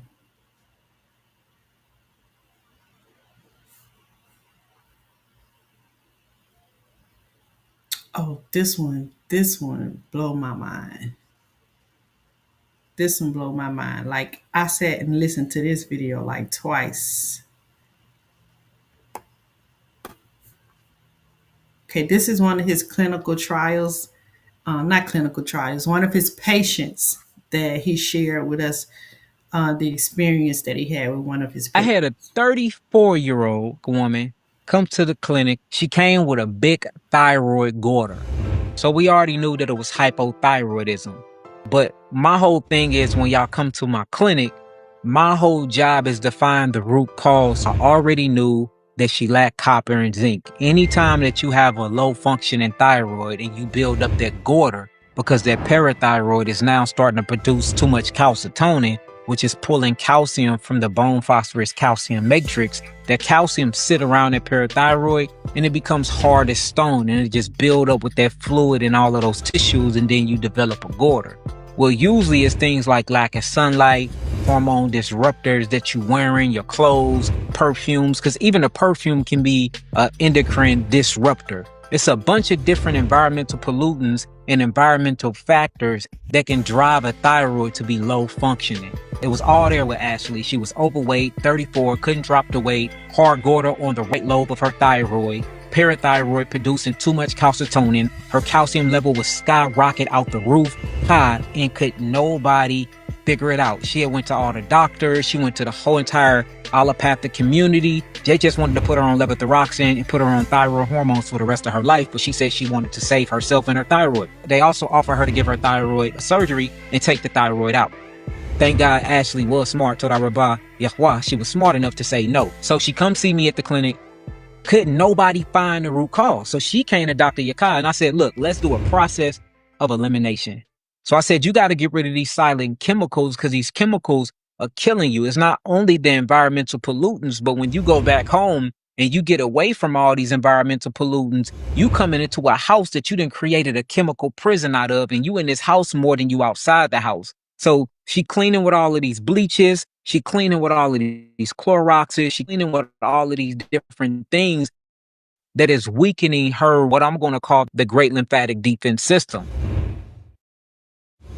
Not only that, she's putting on all these perfumes, and then she had this moisturizing lotion that had like this blossom smell to it that was completely synthetic and artificial. It wasn't even real blossom. So I said, look, Ashley, you got to change everything in your household. Stop taking all these lotions and stuff and put on just regular olive oil, or get you some coconut oil. She switched over to coconut oil, and the coconut oil, she quit putting on all of the smell goods. And I said, look, I'll give you some of my personal frankincense and myrrh straight from Africa. So she started wearing these healing frequency oils that had a high vibrational frequency to them. Then we took away her toothpaste. She got on my tooth and gum powder, and she took away all the fluorinated and chlorinated toothpaste that she was brushing her mouth with, even down to her floss. She had fluorinated and chlorinated floss with a synthetic mint coating on it. Look, you got to throw all of it away. We finna go through your whole entire house. We're going to go through everything one by one that you taking, and we're going to go through something called a process of elimination to see what's going on with your thyroids. Every 3 months, we're going to get your T4, your T3. We're going to do basically a full metabolic thyroid panel on you. Your free T4, your free T3, your TSH, which is your thyroid stimulating hormone. Every 90 days, we're going to check your thyroid and see if your levels start to regulate themselves as we go through this process of elimination. Family, mishpacha. When I tell y'all we went through everything, we took away everything, and she stuck to it. She gave me daily reports. She sent me daily emails. She hit me up through the text messenger app that we got, and she took away everything. On the 90th day, her numbers changed, but they only changed by 3 decimals, by 3 points. And I said, this can't be, because I'm used to bringing people back, and we used to go to shrinking within 3 months. I said, well, maybe it's your clothes. Her clothes had all of these azo dyes on them. We know that these azo dyes are full of these textiles. We know that these textiles and these colors are full of lead, and we know lead will drop the thyroid down. Lead, mercury, and cadmium. So I'm like, look, let's get rid of the clothes, and let's see if we can do some clothing with some natural dyes. She said, well, I don't got enough money. So I said, look, you such a crazy case to me, because I'm used to facilitating and healing the thyroid so quick. I will buy you 3 pair of clothes. If you can wear these for these next 90 days, wash them, do whatever you need to do with them. Let's see if the thyroid changed. So we got rid of all of her clothes. She stuck with the clothes that I got her. And then we went to her bra and her panties, because you have to change those, because of course, them were sitting right in your reproductive organs. She changed her panties. She changed her bra into all natural fabrics. 90 days come. We get her check again. This time her number changed another 3 decimals. So now we're about 5 to 6 decimals up, where it's normalizing. But I'm like, what is slowing up this process? Why are you not healing fast? She started not believing in the methodology, and I'm like, look, my stuff is working. You see your numbers are improving every time we get a full comprehensive thyroid panel on you. So we see that it's improving. I just don't know why it's improving so slow. She done cleaned her whole house, her hygiene products. She done got rid of all of her cleaning products, turned them all natural. Everything to do with her mouth, she turned it all natural. She changed her clothes, her panties, her bra. What am I missing? I said, I never told her to check her pillowcase. I'm not even thinking about the actual pillow at this time. I'm just thinking about the pillowcase. I said, I never told her about her pillowcase. So I called her. I said, Ashley, I got one more thing that I didn't tell you to change. Let's wash your pillowcase. Let's wash your bedding. So we started washing her pillowcase, washing her bedding. Once she washed her pillowcase and washed her bedding, we didn't wait 90 days. We went and checked a month afterwards. tell me why her thyroid was almost regulated. She started breaking out in like these fungals and she had ringworms. So I'm like, okay, if she getting rid of everything, why does she have ringworms? She was breaking out on her elbows. She had one on her back and she had one on her buttocks. Then she had like these fungi, like yeast clusters coming from her skin. I said, we need to get you checked for mold. So we could get her checked for mold and we find Aspergillus. Aspergillus is an actual mold fungi parasite that roam throughout the bloodstream and throughout the skin and the system, and it literally attacks the respiratory system. And a lot of children are getting these respiratory diseases and getting asthma and getting COPD, and they don't even realize that it's Aspergillus. Now it makes me think, is all asthma, all respiratory obstructions connected to the pillow, connected to the bed? And you think about this, y'all. You spend at least 6 hours a day in your bedroom.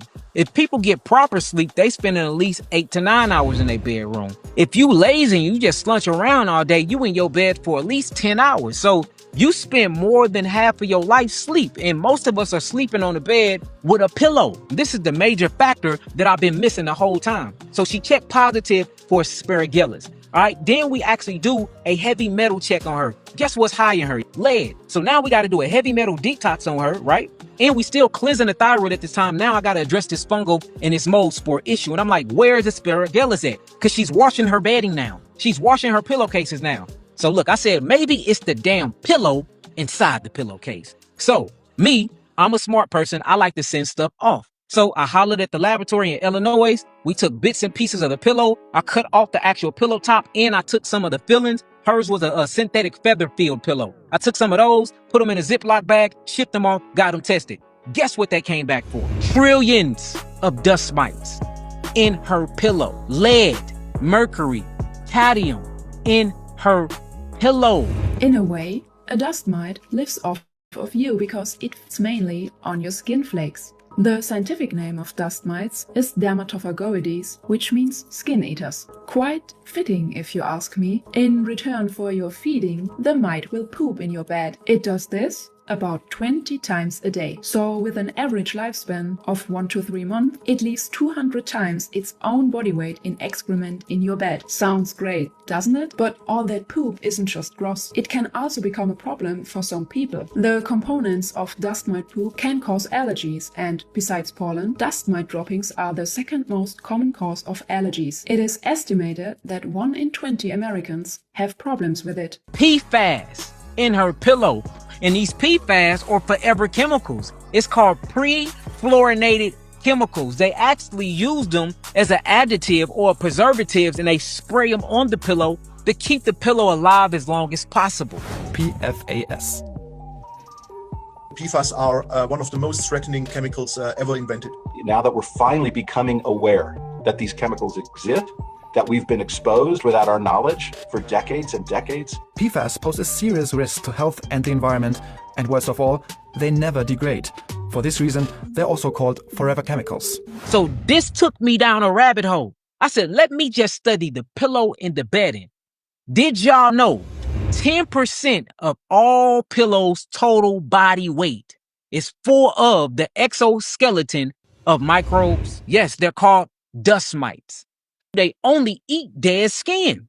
But remember, every night you go through something called autophagy, where your skin renew itself. If you don't get it off in the shower or in the tub, you know how you get in the tub and you get that dirt ring around the tub, Nabi? That's not dirt. That's actually dead skin and dead microbes.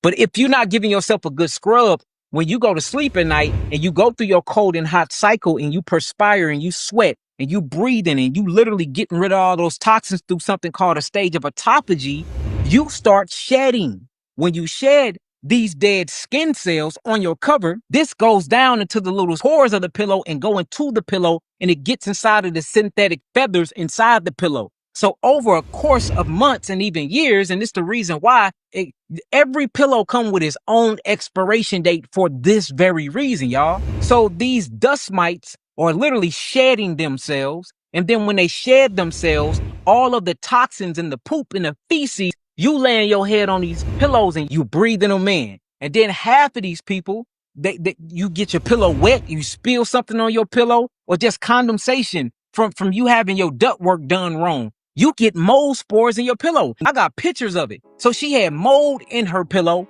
didn't know it. She had trillions of dead dust mites in a skeletons and all of their fumes and feces in her pillow, didn't know it. She had cadmium, she had mercury, and she had lead in her pillow and in her actual textiles in her sheets, and didn't even know it. And let's not talk about the pre-fluorinated spray, these adjectives that they had on it, and she didn't know it. And the pillow was off gassing itself. It had something called VOCs, which is volatile organic compounds. Guess where these volatile organic compounds come from? You got your head on the pillow, all of these dust mites in your hair all day. You having this feedback loop. You breathing this stuff in your internal environment, and then you start getting all of these so-called diseases.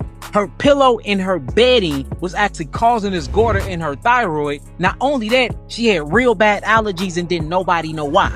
Because she was getting these allergic reactions to the actual shedding of these mites when they shed the exoskeleton system, and then the feedback loop of all the feces and the urine that these mites was giving off.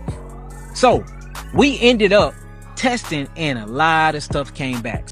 They say when you check an average pillow, when you check an actual average pillow, you're going to see 17 different types of molds. It didn't say a pillow that you had for 3 years. On your average pillow that you just got. Because even though it's in the plastic, it still got to be made in the manufacturing company. It sits on the shelf in the manufacturing company for months before it even get to you. You getting these pillows and they already contaminated. Then you sleep on these pillows and now you're contaminating the pillows and you don't know how to wash the pillows. And that's the reason when you go back in the ancient days, we didn't have these type of pillows. We made sure that we use high vibrational fabrics. We made sure that we washed and we hung dry. Our pillowcases, we washed and we hung dry. Our bedding, we let the sun hit it because we know that those ultraviolet rays is actually antimicrobial. Like now you start really studying ancient Egyptians or ancient Kemet, and you start studying ancient Mesopotamia, and you start looking up their everyday life and how they live, and you start going back. You don't even have to go back that long. You go back to my grandma. She washed her clothes and then she hung them outside, and she let the natural UV rays hit those clothes and dry them out. She probably didn't know why she was doing them, but now we have the science and the technology to figure out the science behind them because it's antimicrobial. That actual wind and that sun keeps mold spores from coming and forming on the pillows, on the pillowcase, and on the bed. So you literally are getting infected and getting all of these ringworms and getting all of these fungal infections and getting Aspergillus parasite, fungal parasite. You getting all of these negative feedback loops. You having all of these allergens raising your histone markers up and driving them through the roof. You getting low thyroid function and thyroid goiters all because you're bedding what you sleep in every single day. We got rid of the metals. We put her on the geogenetic level 2. We changed her bedding. We changed her clothing. We got her 100% linen bedding. She complained for the first 2 weeks about how hard it was. I said, once you wash it a few times and once you sleep on it enough, it's going to be soft like clouds in the heavens. But the whole thing that was driving her thyroid was her pillow and her bedding. Now you go and you look at her numbers. Her number is normal. Start washing your pillows. If you don't want to wash your pillows, every 2 weeks you need to buy new ones and throw the old ones away. Not only that, make sure that you don't have synthetic filling inside of your pillows. Make sure that the cover case around your pillow is linen, and make sure that you are washing your pillowcases. Bad acne, skin disease, all of these things that's going on, half of the time it's because where you spend most of your time at is attacking you, and where humans spend most of their time at is in their bed. Wow. Y'all see why I said I was watching this video? I watched this video like 5 times. Hold up. Before I get into it, there's a few people that came in here. I got to speak to them. So all done over there on the YouTube, welcome in. Thank you for being here. I appreciate you.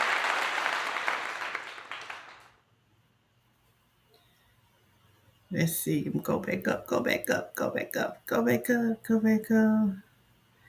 Cousin said, I'm still here packing, y'all. This is some great information. PI say interesting. Some interesting information. Yes, y'all. It is. Who would have thunk it? Like who? I mean, I wouldn't think that way.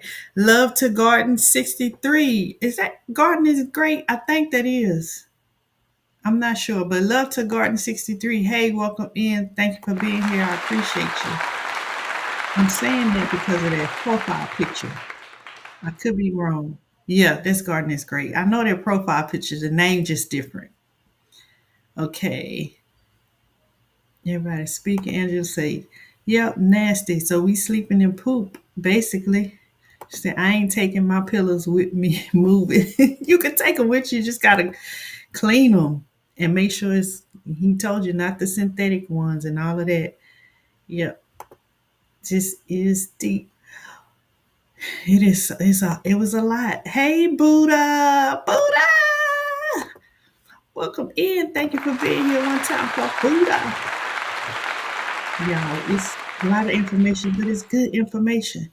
And if you think about it, it's true. You can think about it and apply it to your life.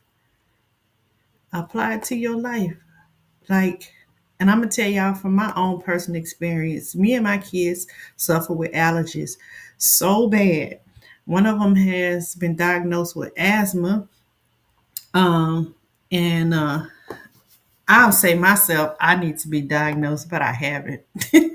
But sometimes those allergens get to the point to where, I can't breathe, and it was difficult for me to breathe, and I could feel my airway and things closing off. And if I give me a little treatment, then it opens back up. But all of that, I've noticed that we cannot use. Let me see. Buddha says, I know about that, and it's that crazy for real. Learn about clothes we wear to also go in our bloodstreams. Right, Buddha. We was just talking about that. The clothes you wear, the chemicals was absorbed into your bloodstream. So me and my kids, I forgot what I was saying. Oh, about the asthma. We can't even use like the air fresheners that you get from the store, the aerosols. We can't use that. That irritates us up because, of course, you spraying that and you breathing it in. Ain't no telling what kind of chemicals or metals is in that. It irritates us. We can't use those automatic air fresheners that people get in. You stick them up in your house and you set the timer on it and it spray. Look, we'll be in a hospital if I had that in my house. The only thing that we can use if we was to use anything was oils. Like you can get the oils and pour them in like a container that you light fire under or have like the tea candles and it gives off an aroma. We can do that, or the ones where you sit the sticks in the oil and the sticks absorbs the oil and it goes out. But I don't use those. I use the oils. Or like if we boil some flowers, y'all know how we used to do with potpourri, put it in the water and boil it, and then it'll have the whole house. We can do that. But even with some of those, we have to be careful because some of the things that are on those flowers, if you're getting it manufactured, if it's not fresh flowers and you're getting it manufactured, you don't know what they sprayed on there. So we have to be careful with that too. Even with the oils, you have to be careful with what ingredients they're putting in the oils, because all of that stuff, you breathing it in, it will irritate your systems and cause you to be able to not breathe. But the thing about this video, y'all, I wanted to talk about, I have come across in my life one person that actually I was able to see with my own eyes in the United States of America that had an actual thyroid goiter. To me, when they taught us in nursing school, this stuff was, it was like a thing that you would see in a third world country, because supposedly we had eradicated what causes you having a goiter. And what we were taught was having a goiter is because you don't get enough iron in your body. And so that's why we're supposed to eat that salt in the blue box, because that's supposed to supply us with the amount of you're supposed to have the iodized salt that supplies you with your uh, daily amount. Am I saying that right? Hold up. Is it iron or is it let me see.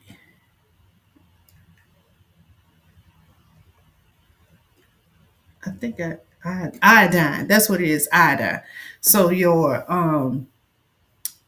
salt is supposed to provide you with the amount of iodine, your daily amount of iodine, because we don't supposedly have the amount of iodine that we're supposed to intake in our body. We don't eat it daily or eat enough in our foods. We don't consume enough in order for us not to have these issues. So supposedly that is the remedy for us here in the States, and that was supposedly eradicate you seeing somebody with a goiter. But I came across somebody with it at one time in my life, and I was like surprised to see it because I'm like, I thought this only happened in other countries, but hey, it happens. And they would tell you is because you have an overactive thyroid and low iodine. And here we see here that Dr. Yaki explained to us that is not from that, or not just from that. It can also be because of all these things, several things, the PFAS, the dust mites, the mold, the chemicals in your bedding that develops over time, whether it could be from when you get it at your house or when we buy it from the store, it already has these things in it. And then the levels of whatever's in it increases when you have it at home. Because when you get it from the store and you get it out the plastic, you may wash it that first time when you get it. But then how often are you washing your bedding? I don't wash mine every 2 weeks. And so that stuff builds up. And in your pillows, I don't wash my pillows. Now I might wash my bedspreads. My bedspreads, like the actual spread that I lay on, I wash that every 2 weeks. But like my actual pillow and the comforter, I don't wash that every 2 weeks. But my bedding do. So you got your comforter and your actual pillows. Now I wash my pillowcases. I change those every 2 weeks and wash them. But the actual pillow and the comforter, that may be like once a month. So just think about sleeping in that. Yeah, and it's causing buildup. And he was talking about you sweating. The mold comes from like you sweating. Uh, this might be TMI, but I drool when I sleep. So sometimes I drool when I sleep. So I drool on my pillow. And yeah, it's on the case, but that pillow ain't going to be washed for a while. So then now I got mold in my pillow. So I didn't think about it like that. I didn't think about it. This video, y'all, I had to watch it a couple of times because there was a lot of things that we've already talked about that he said, but then there's a lot of things that he talked about that we haven't talked about. Welcome in. I am 1010. Welcome in. Thank you for being here. One time for you.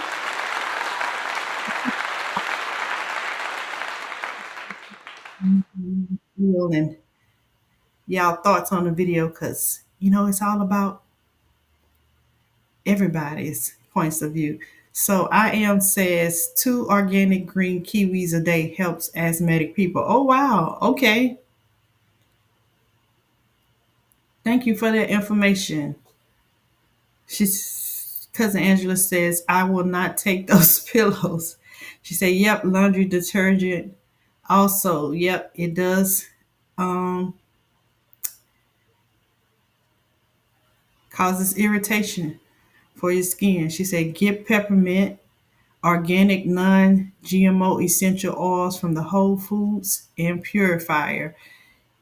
Okay, organic peppermint. Yep, definitely will work. She says it will help. Well, I'm saying she. I don't know if you are he or she, but I am said. Get your organic peppermint non-GMO essentials oil. You can use that. It will help you breathe if you're asthmatic. I was school nurse, and I went to school with special needs kids, and I had a teacher that was kind of into like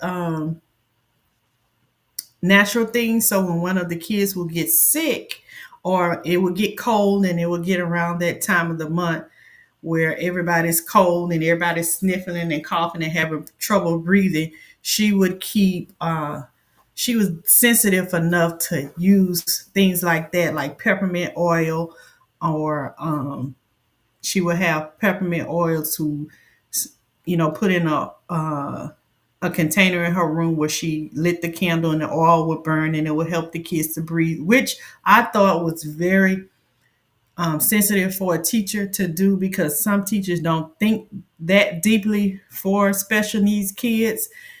She had to be thinking, I wanted to do something to help them breathe, but at the same time, I don't want to do nothing that will hurt them, cause their condition to be worse. So she would do that. She would even do things.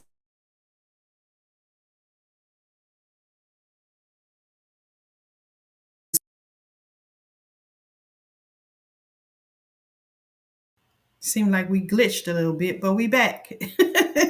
I hope I didn't lose my comments. No. Oh, I just realized who I am. That's Buddha. That's Buddha. Okay.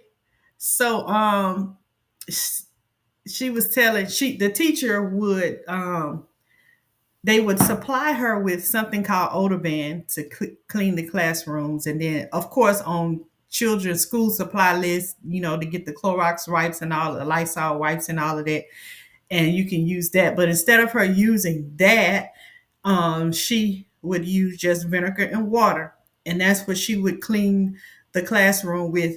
Especially since they would have lunch in their classrooms or they would have little parties and things, she would use it like that. So, um, yeah, that comment made me think about that. Yeah, I just had to share it. So, Love to Garden says, I went to an allergist. I have bamboo pillows. Yeah. And if y'all was in the live earlier, bamboo is one of the things that Dr. Barbara O'Neill also recommend that we use too. So this was a second confirmation. Dr. Yaki said it and Dr. Barbara O'Neill. So she said, I went to an allergist. I have bamboo pillows. She said, wash all your bedding once a week with hot water.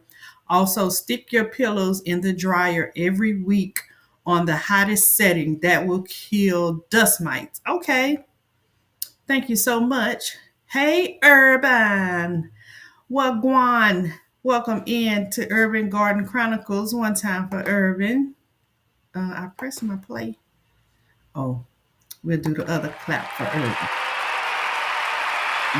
Close up. Welcome in, Urban. Thank you for being here. I appreciate you. Let's see who else we got in here. So she says, it helps her when she puts her pillows in the dryer. PIA says, what about sage and Palo Santos? Yes, that works for us. I use that. I can say I use that. The PIA, I do use that. The organic ones. I don't get the ones that I find at Walmart. The ones at Walmart do not. I get a reaction when I use the ones. I'm sorry, at the big blue store. I don't use those. I get mine from an herbalist, and I use that, and that works for me, as well as the Palo Santos. That does work. Yes, thank you, iodine. Thank you, Urban. I was trying to make sure I was saying what I was saying, iron, but it was iodine. Yeah, they tell you that's why you get the goiter. Thank you so much. Thank you. Let's see.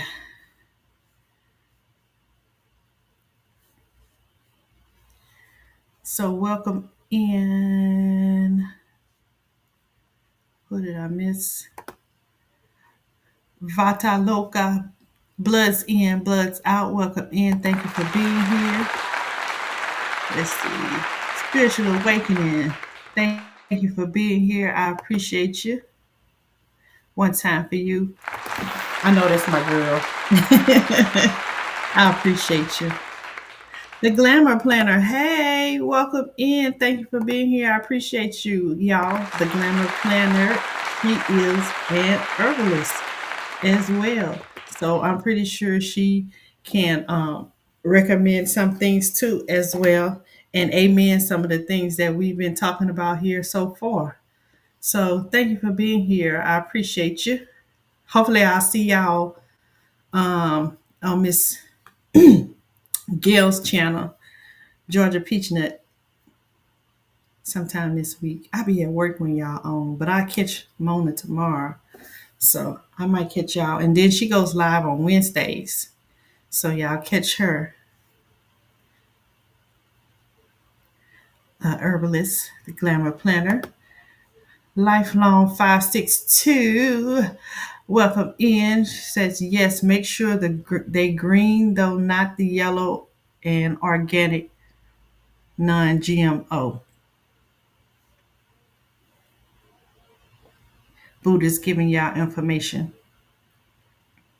I see now, Buddha. I see now. Sometimes I be deep into this stuff and I just don't be paying attention to some things, but I appreciate you. I love you, Buddha. Thank you for the support. I appreciate it so, so, so much.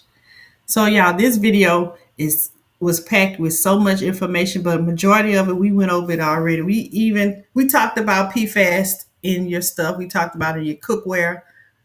In previous lives, we talked about it in your clothes. We talked about these forever chemicals. We talked about this, we talked about the heavy metals, and he also went into the dust mites with your pillows and things. So all of this information is basically telling you, hey, you need to do what you can to eliminate what you can, because we add to it. We contribute to the problem by using all of these things. Now we need to take those things away. Spraying on perfumes. He was saying how the lady was wearing these perfumes and wearing these lotions and things.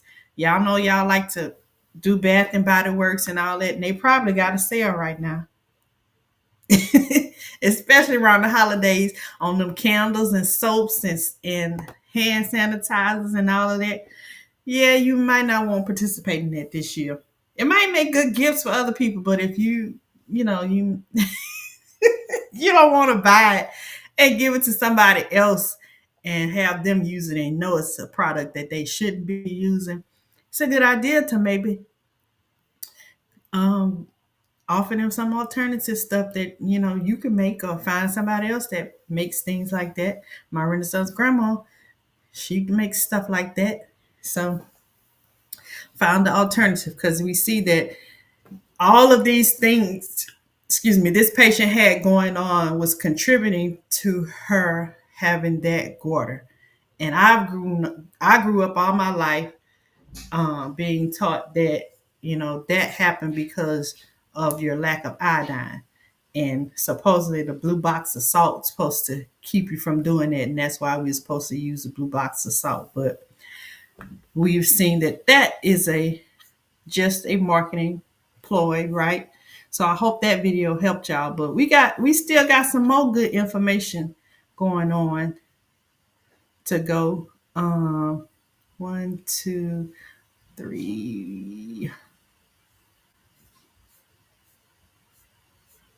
Oh, we got a lot more videos. Okay, well, I might have to pick and choose where we going from here. Because a lot of this, so far we've been doing with food and stuff. So I think this is a religious one. Oh, okay. Okay, this one is a good one. Well, all of them are good ones, so we just gonna keep going. We're gonna keep it going, keep it going.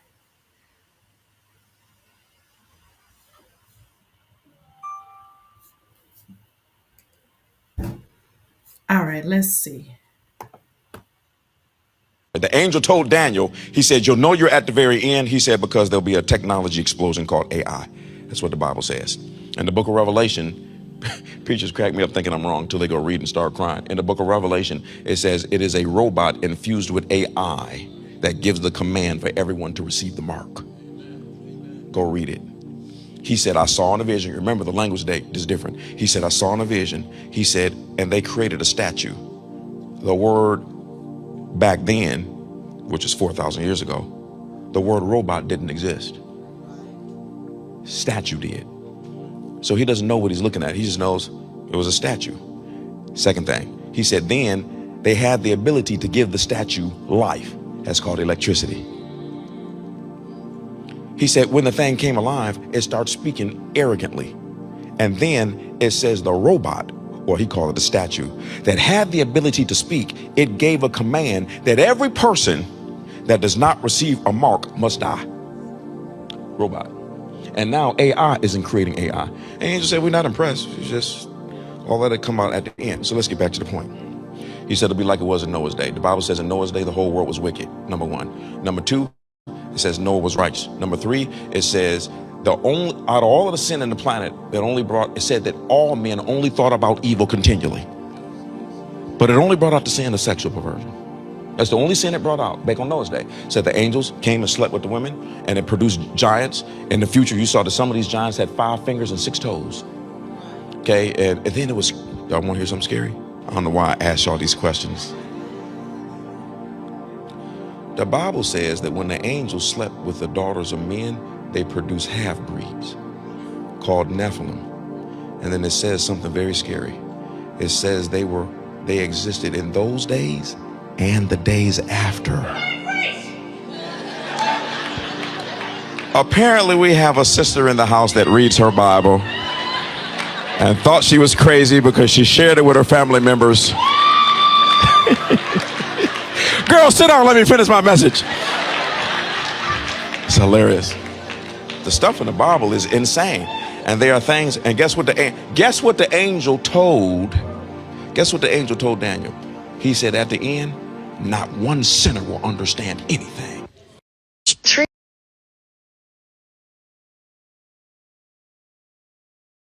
This video here, it's a little switch up from what we've been talking about, food and stuff, and they're talking about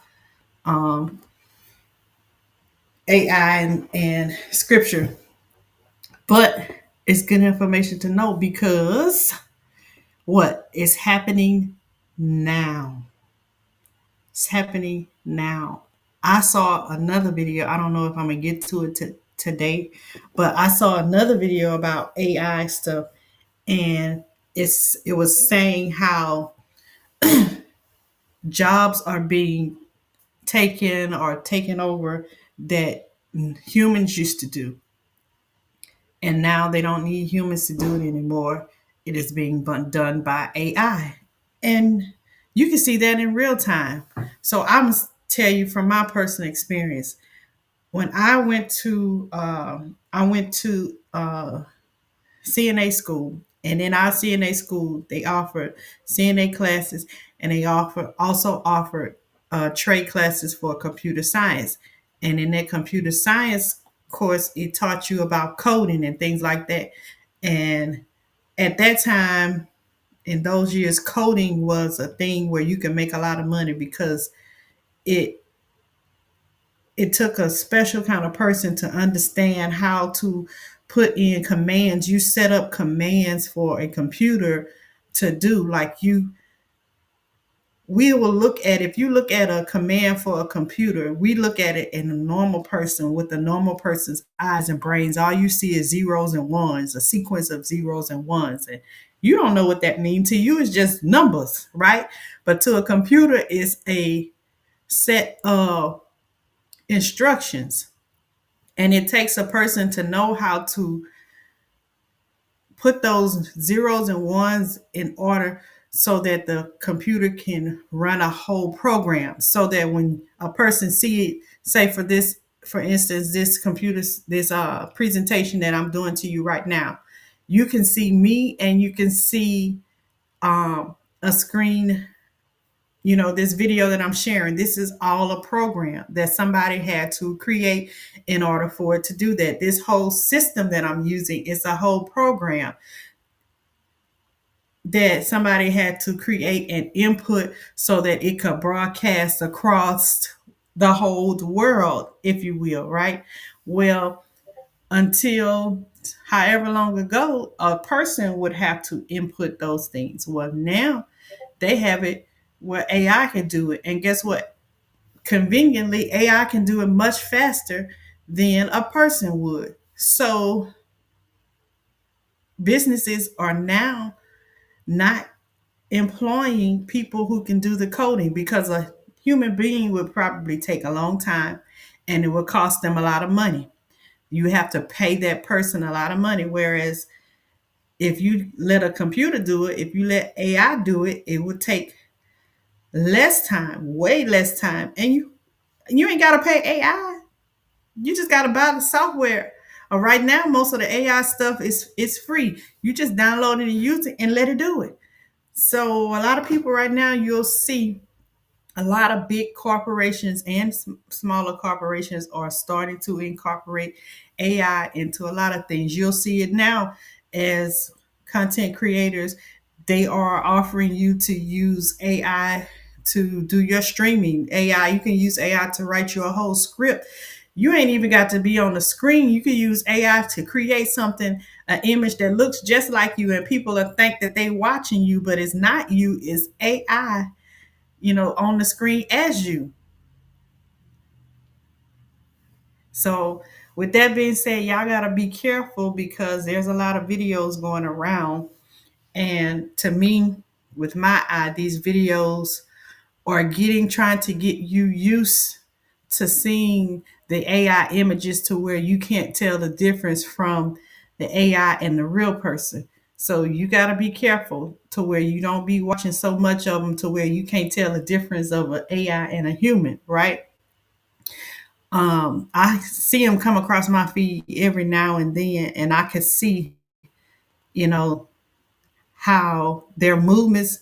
You got to watch closely, and well, I'm not gonna say that you ain't got to watch closely, but you just gotta. I guess I haven't watched them so much to where when something's out of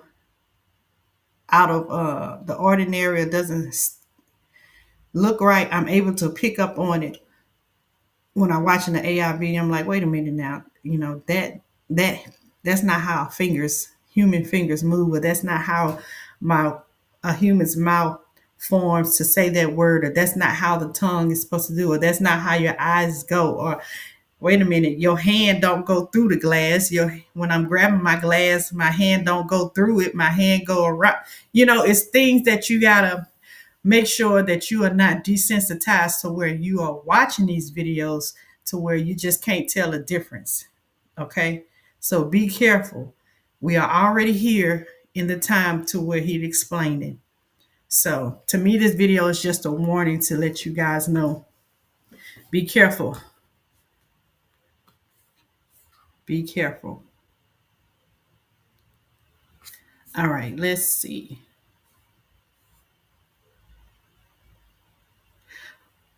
Okay, so this next video that I'm going to share is what I was speaking of. These scientists that were doing these polio vaccine trials believed, probably in their heart of hearts, that it's a movie called Thank You, Dr.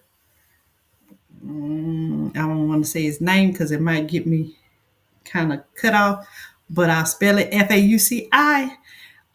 This movie is streaming on Angel, and at the beginning of my live, I said that we could stream this, do a watch party. I'll pay for the service if we get enough chats, super chats. So you can see here if you're on the YouTube side, there is the goal, and the goal is $25. Excuse me. If we can get enough people, we can reach the goal, and I'll go ahead and purchase the streaming service, and we'll do a live watch party of this movie. We're going to play the clip of the movie. And if you're interested in it, go ahead and contribute to the watch party. For those of you who are on Facebook, you can use the CA down there that's streaming, that's going across your screen, to contribute to the watch party if you would like to. so that we can have a watch party. If we do that by the end of the live, let me see, is it still there? Because I put it for 2 hours, so the goal might be over with. Yeah, I'm gonna have to reset the goal. Let me see if I can reset it. Will they let me?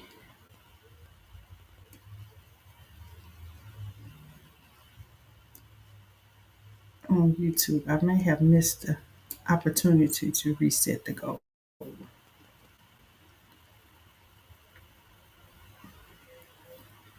Yeah, I'm gonna reset the goal now. So I just reset the goal because I had set it first for 2 hours. So now you guys can see the goal where we're trying to reach 15 super chats, $2 each. If you want to do more than one, that's up to you. Or if you just want to do one, but we need to reach 15 between YouTube and Facebook, and we'll do a watch party tonight where we can watch this movie together.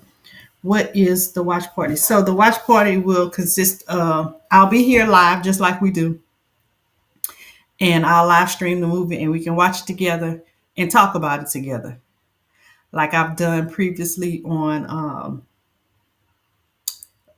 a couple of videos that weren't available about when we was doing Do You Know What You're Eating? The Need to Grow, we did that. We did a watch party for that one. And we did another watch party for something else. I can't remember the name of it. But that's essentially what we will do. So I just reset the goal. So if you guys want to do that, we'll do it. So here's the preview of the video, of the movie. I'm sorry. These scientists that were doing these polio vaccine Take it off mute, right? Trials believed, probably in their heart of hearts, that they were doing. These scientists that were doing these polio vaccine trials believed, probably in their heart of hearts, that they were doing this for humanity. And sometimes when you have that belief, you can cut corners. You can always think you're doing good, but that don't mean you are. Scientist named Hillary Kaprowski cultured the polio vaccine in the kidney cells of chimpanzees. So while they were doing these trials, there were other viruses that ended up crossing over into humans from these chimpanzees. But even though there was this huge risk, they end up rushing these vaccine trials with Africans, no white people, without disclosing any of the risks. It's just devilish. For 2 years, these scientists administer millions of doses in Kinshasa. And by the end of the study in 1959, in the same city, is the first major outbreak of HIV. It's evil. Federal health officials say as many as 1 million Americans may have been infected with the AIDS virus. A mystery disease known as the gay plague. Even without any connections to the polio vaccine and the origin of AIDS, people were enraged at Reagan and Fauci for how they were handling the pandemic. Activists like Michael Petrelis even stormed the NIH. Anthony Fauci, I piss on you. I promise you we'll give you the data. I do think there is still a conspiracy.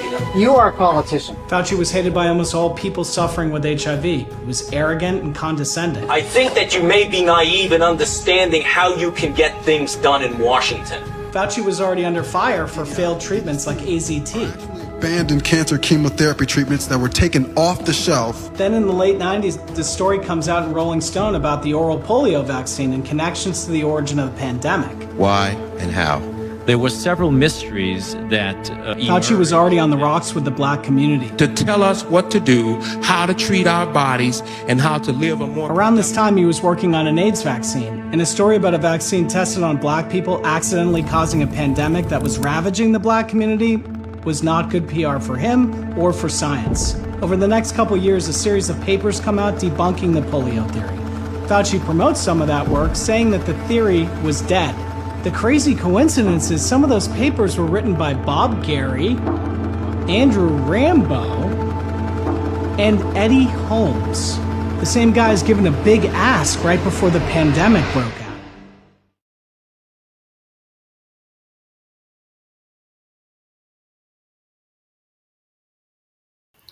Okay, guys, so you can see that This movie is currently streaming on Angel. Yes, the goal is set. Cousin Angela, she said $30. My goal is to get. Why is my thing not going down? I don't know. The goal is to get 25, but YouTube won't allow me to set it to 25.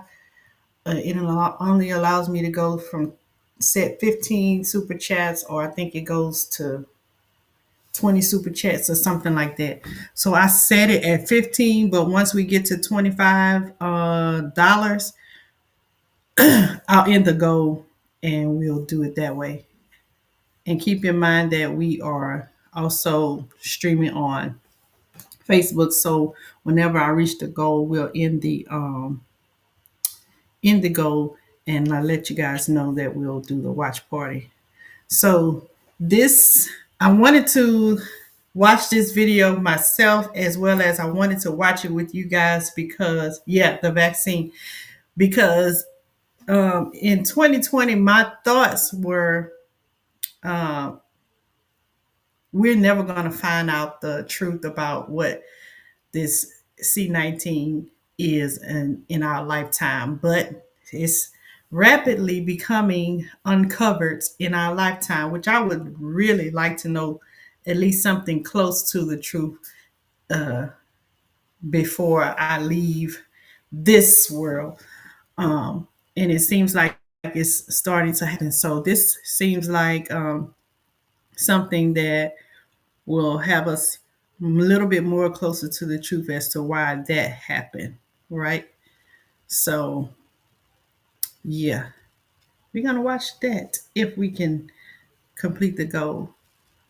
So, here's the next video, guys. This is back to food. So, this is an interesting one. I got one more after this, and then well, I may have a few more after this. Let's go. Have you heard of a guy called Edward Bernays? No. Holy. So Edward Bernays is known as the father of propaganda. The meat industry came to Edward Bernays and said, can we figure out how to introduce meats into the breakfast diet? So they built an entire marketing campaign behind breakfast being the most important meal of the day. It skyrocketed. Sausage sales, bacon sales, ham sales. You want to know the craziest part? You know who's the nephew of Edward Bernays? Bill Gates? The founder of Netflix. And what is Netflix, bro? It's propaganda machines, bro. Have you heard of a guy called Edward Bernays? Holy. So Edward Bernays is known as the father of propaganda. The meat industry came to Edward Bernays and said, can we figure out how to introduce meats into the breakfast diet? So they built an entire marketing campaign behind breakfast being the most important meal of the day. It skyrocketed. Sausage sales, bacon sales, ham sales. You want to know the craziest part? You know who's the nephew of Edward Bernays? Bill Gates? The founder of Netflix. And what is Netflix, bro? It's propaganda machines, bro. Have you heard of So this video, to me, it basically shows you how it's connected. Y'all remember we researched a while ago about them trying to get cereal out and getting you to eat that fortified cereal. Now we know what fortified means. What it also entails, what they was trying to get you to eat cereal and make sure that your first meal of the day, eating breakfast, getting you out of fasting and make you unhealthy and things like that. Well, this is where the meat comes in as well. Marketing, they marketed it, telling us research shows that you need to, if you eat breakfast at the first important meal of the day, you know, this is what you should do. You'll be healthy. Well, now you see it was all in a plan to make money. Look, Glamour Printer says, listen, I don't know why my comments have stopped here on my streaming app and I cannot highlight you guys on my screen, but I do see y'all on my phone. Huh. But hey, we're going to keep it moving, keep it moving. She said, so much I want to say, but I'm driving almost home. Sis, keep putting the information out there. I sure will. And you do the same as well. Do the same as well. Thank you for listening. I appreciate you. And be safe with your driving. Let's see. We're going to go to the next video. Okay, I thought this one was good. This is religious, so just want to warn you. And I say that with the religious videos because some of us are, a little extra sensitive when it comes to religion. But hey, it's a part of who we are, right? PISA, glad I was never a big breakfast eater.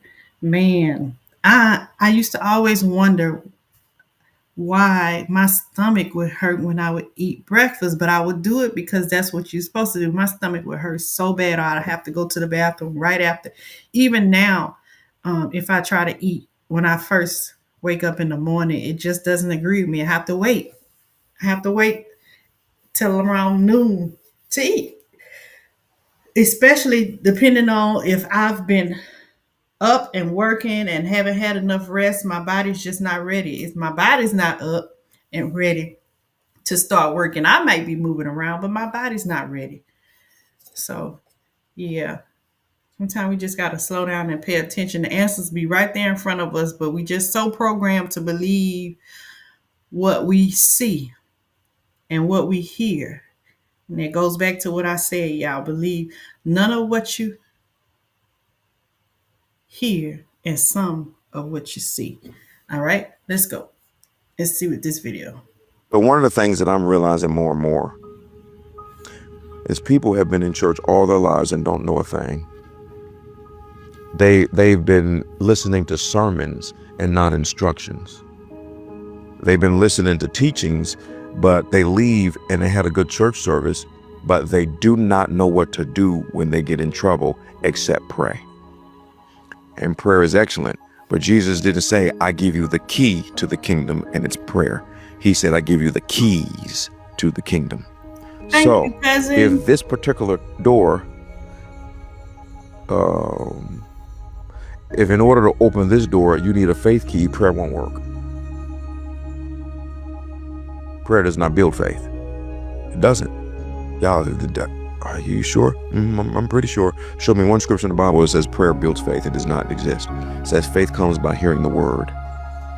So what happens is that because we don't even know about the other keys that exist, we use the one key that they gave us called prayer for everything. And so you're like, well, surely this key works. So this is the only key that they gave me. And watch this. And the key that they gave you, they didn't even teach you how to use that key correctly. So you're just using the key, pray. And of course I get the whole thing of I'm under spiritual warfare. No, you're not. Jesus started the first gang called the 12 disciples. And So one of the things that I'm realizing more and more is people. So I just shared that video because that was, to me, growing up in the church, structured religion and things, that's what that resonated with me. Where we just pray, we pray. Thank you, cousin Angela, for the super chat. I appreciate you, and thank you to Glamour Planner for the super chat. I appreciate both of you ladies. Thank you so much. See, I'm trying to like this one. Okay, there we go. Thank you all so much.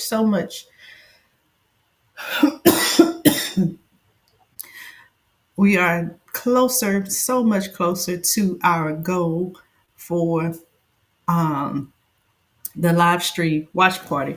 So that is $18 so far.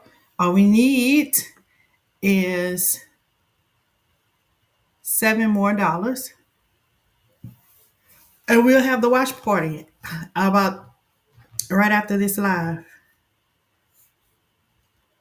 So this video, y'all, it says that he was just telling y'all how we just say everything. We just want to pray everything away. That's just what we've been taught. Just pray about it, baby. Whenever you got a problem, just pray about it, baby. Pray about it, baby. But he reminded y'all what time is the watch party. The watch party, I'm going to end this live in about 20 minutes. And so I'll give y'all about, let me say about 8:30 Central Time. So we can do the watch party. Give y'all time to get y'all stuff together. So Yeah, so I was just raised that whenever you got a problem, we can, we could just pray everything away. But this video resonated with me because, everything is not fixed with prayer. You got to have other things that go along with it. Prayer is not the only tool that we use. It's good, but it's not the only tool that you are equipped with to get through things in life, right? Because you could pray all you want, and if you don't have no belief in what you're praying about, or belief or faith, then what's the point of praying? I'm just saying. All right.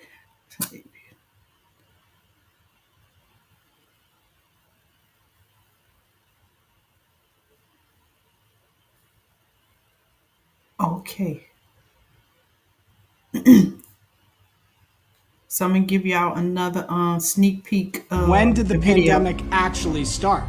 It was reported in December 2019, but there's intelligence that says it happened 3 months earlier Yes, the and was white party will covered be up. on YouTube. Sometime in September, something happened in the Wuhan lab. There were workers falling sick at the Wuhan Institute, and they seem to be the first people in China that we knew of to fall sick. Not only were we lied to about where the pandemic may have come from, we were lied to about when it started. And the US had intelligence about this. There's all these different signals, and there's even satellite photos of overcrowded hospitals.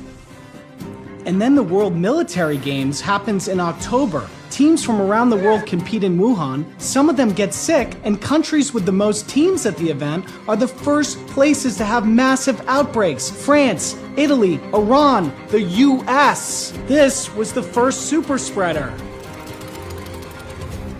And then in December, before the pandemic's reported, there's this agreement between Moderna, the NIH, and Ralph Barrick's lab to share information about an mRNA vaccine, which they claim is a coincidence. But the actual deal for the vaccine happened only 2 weeks after the pandemic was reported, and this was like a $50 billion deal.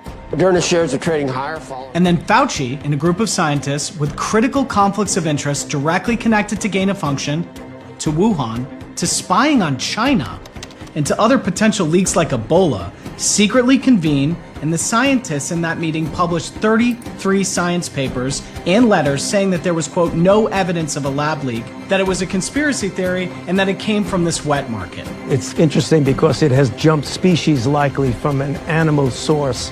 It's beyond suspicious. It's scientific malpractice on a global scale. More cities and states have started shutdowns.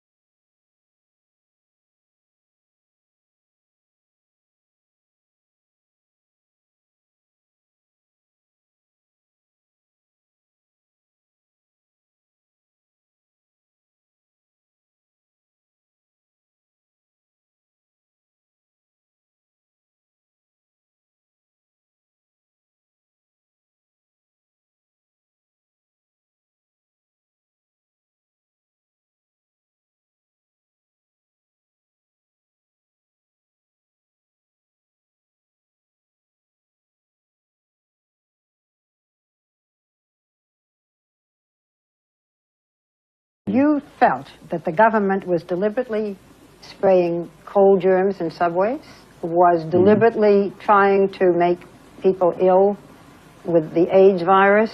This is pretty serious stuff. Do you really feel that? Well, that's a good question. Well, I'm with Barbara Walters now. Oh, that's a serious one. Okay, so I got to now, because people are going to chase me after this. People are going to chase me. You felt that the government was deliberately spraying cold germs in subways?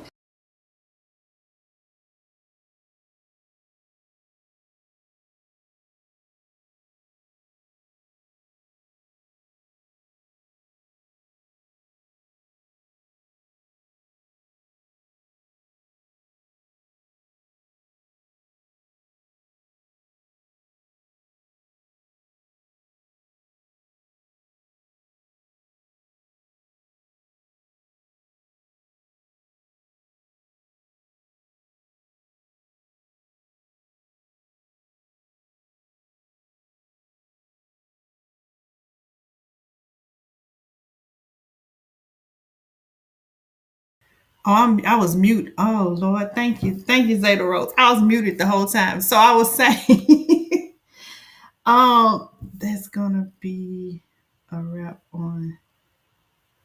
Let me see. I didn't even. Let me see.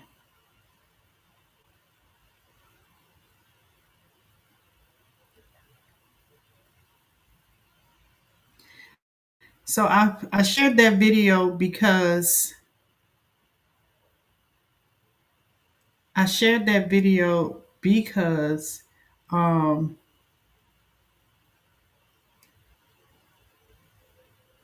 that celebrity, was sharing some information, and he is no longer. You can rarely ever hear him speak about that at all. I haven't heard anything recent for him to speak about anything like that. But he was trying to spread around awareness, and now today you don't hear him speak about anything like that.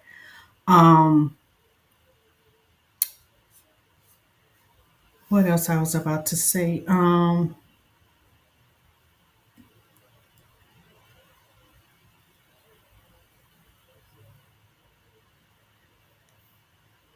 This next video, I'm going to show you. We're going to watch a clip, and then we're going to watch the whole thing. You know that I do the Sugar Shack here a lot, and you guys know that I refer to it as music therapy. So this will give you a better understanding of why I do what I do with the Sugar Shack.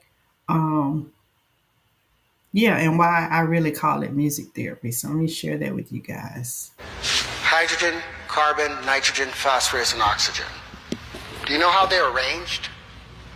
The phosphorus sits right here in the middle, and you've got 4 oxygen atoms surrounding it. Then there's another phosphorus, 2 more oxygen atoms. Now these are the legs of that double helix. These are the legs. Now the latter steps on it, they become the adenine, the guanine, the cytosine, and thymine, the ATCGs. It turns out hydrogen, they used to think that energy, the body transferred or understood the energy information through electricity. They're finding out it's through frequency. Well, guess what hydrogen sounds like? It's a key of E. Guess what, and it's the color yellow. That's what proper physics gets you to. Oxygen is a chartreuse, and it's the key of F over F sharp. Now they used to, like I said, information used to be thought about as just electrical information passing on. But I got a question for you. Have you ever been at a party with some of your friends you ain't seen in 10 years, but y'all was like 14, you hung out and there's a song that came on and you was like, and everybody got up and was live at that moment. Now say 10 years later you got a friend with you. He's a good guy, but he wasn't there when me and my boys formed this. So when that song comes on, our DNA tightens. There's a particular song, a scale in the genomes for each and every one of us. Now, when that song is played, when your particular prime resonant frequency is played, guess what happens? Your DNA celebrates and tightens. Everything else gets pushed out. Harmonic wave resequencing. The carbon is also the key of E and yellow. The nitrogen is G. And all these play a song. So say that the F over F sharps of the oxygen, the green, is only hitting at an F. Why? Because there's another frequency coming in from a generator over there. That's changing and causing it to change. So this F now hits the oxygen. And when it hits, when the F hits the carbon, so instead of hitting as an F sharp, it hits as an F, so when it hits the carbon at an E, it doesn't hit it quite right, so the domino don't file right. So the next domino hits wrong. And so now we have malformation happening within our DNA because the frequencies are being pushed off. But when we hear our tone, we tighten back up. Well, you mentioned that there's hydrogen, carbon, nitrogen, phosphorus, and oxygen. Do you know how they're arranged? The phosphorus sits right here in the middle, and you've got... kind of explains frequencies, right? So I do have that whole video where Terrence Howard is explaining things. And remember, I told you guys about us being made up of atoms, and he was just explaining to you like the whole composition and how these molecules are made up of different atoms and how it connects with your frequency. So let me get this whole video. And that'll be our last video, and then we're gonna get ready for our watch party at 8:30. Be here on YouTube as well as Facebook, just like we are here now. I'll be live, and we're gonna watch. Thank you, Dr. F.A. Him.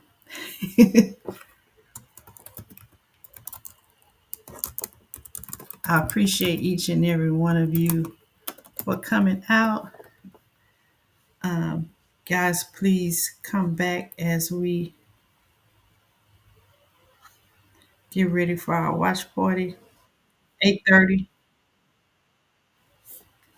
Get your popcorn, and we're gonna watch it and discuss in the chat. Let me share my screen. Our DNA is made up of what? 5 elements, right? Hydrogen, carbon, nitrogen, phosphorus, and oxygen. You know how they're arranged? The phosphorus sits right here in the middle, and you've got 4 oxygen atoms surrounding it.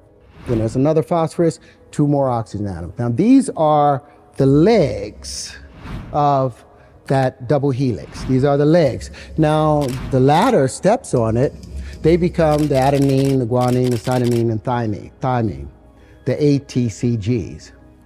It turns out hydrogen, they used to think that energy, the body transferred or understood the energy information through electricity. They're finding out it's through frequency. Well, guess what hydrogen sounds like? It's a key of E, and it's a color yellow. That's what proper physics gets you to. Oxygen is a chartreuse, and it's the key of F over F sharp. Now they used to, like I said, information used to be thought about as just electrical information passing on. But I've got a question for you. Have you ever been at a party with some of your friends you ain't seen in 10 years, but y'all was like 14, you hung out and there's a song that came on and you like, and everybody got up and was live at that moment. Now say 10 years later, you got a friend with you. He's a good guy, but he wasn't there when me and my boys formed this. So when that song comes on, our DNA tightens. There's a particular song, a scale in the genomes for each and every one of us. Now, when that song is played, when your particular prime resonant frequency is played, guess what happens? Your DNA celebrates and tightens. Everything else gets pushed out. Harmonic wave resequencing. The carbon is also the key of E and yellow. The nitrogen is G. And all these play a song. So say that the F over F sharps of the oxygen, the green, is only hitting at an F. Why? Because there's another frequency coming in from a generator over there. That's changing and causing it to change. The F hits the carbon. So instead of hitting as an F sharp, it hits as an F, so when it hits the carbon at an E, it doesn't hit it quite right, so the domino don't file right. So the next domino hits wrong. And so now we have malformation happening within our DNA because the frequencies are being pushed off. But when we hear our tone, we tighten back up. So yeah, I'm in the process of building the harmonic wave resequencer with another doctor who has been able to successfully cure AIDS and cancer. And it's well underway. But I wanted you guys to understand how that works. It's so simple. You do not need to tear the human body apart when all you can do is use frequency to bring it back to its normal space. More and more people are delving into the power of frequencies, and an increasing number are starting to believe in it, echoing the knowledge of ancient civilizations. It seems we're only just rediscovering what was long understood by earlier cultures. Perhaps. So yeah, I just wanted to play that video. The rest of this video just goes on with the guy, the narrator just elaborating, but yeah, he just Terrence Howard is essentially explained everything. See, what up, crapper? What up? What up? What up? Welcome in, because it said, what happens if our body only fights one thing? Well, just like what he said, it knocks off the pattern, knocks off the frequency, and that's where you get mutations and malformations. And then that's where they're working to try to make things to get you back into alignment to where you won't have to do all of these things that we're doing now. Hence, cutting things out because we're thinking it if we cut it out, that'll heal it. We take something away. You don't need this organ. You don't need that. You don't need this. Well, he showed you how we are electrical and how that ties into healing, right? So, I hope so far this live has been enlightening to all of you as it was to me. Guys, we did reach our goal for our live watch party that we will have. We're going to take a brief intermission right now. So we'll be back at 8:30 p.m. Central Standard Time to have our live watch party. We're going to be watching on Angel. We're going to be watching thank you, Dr. F. I'm not going to say his name.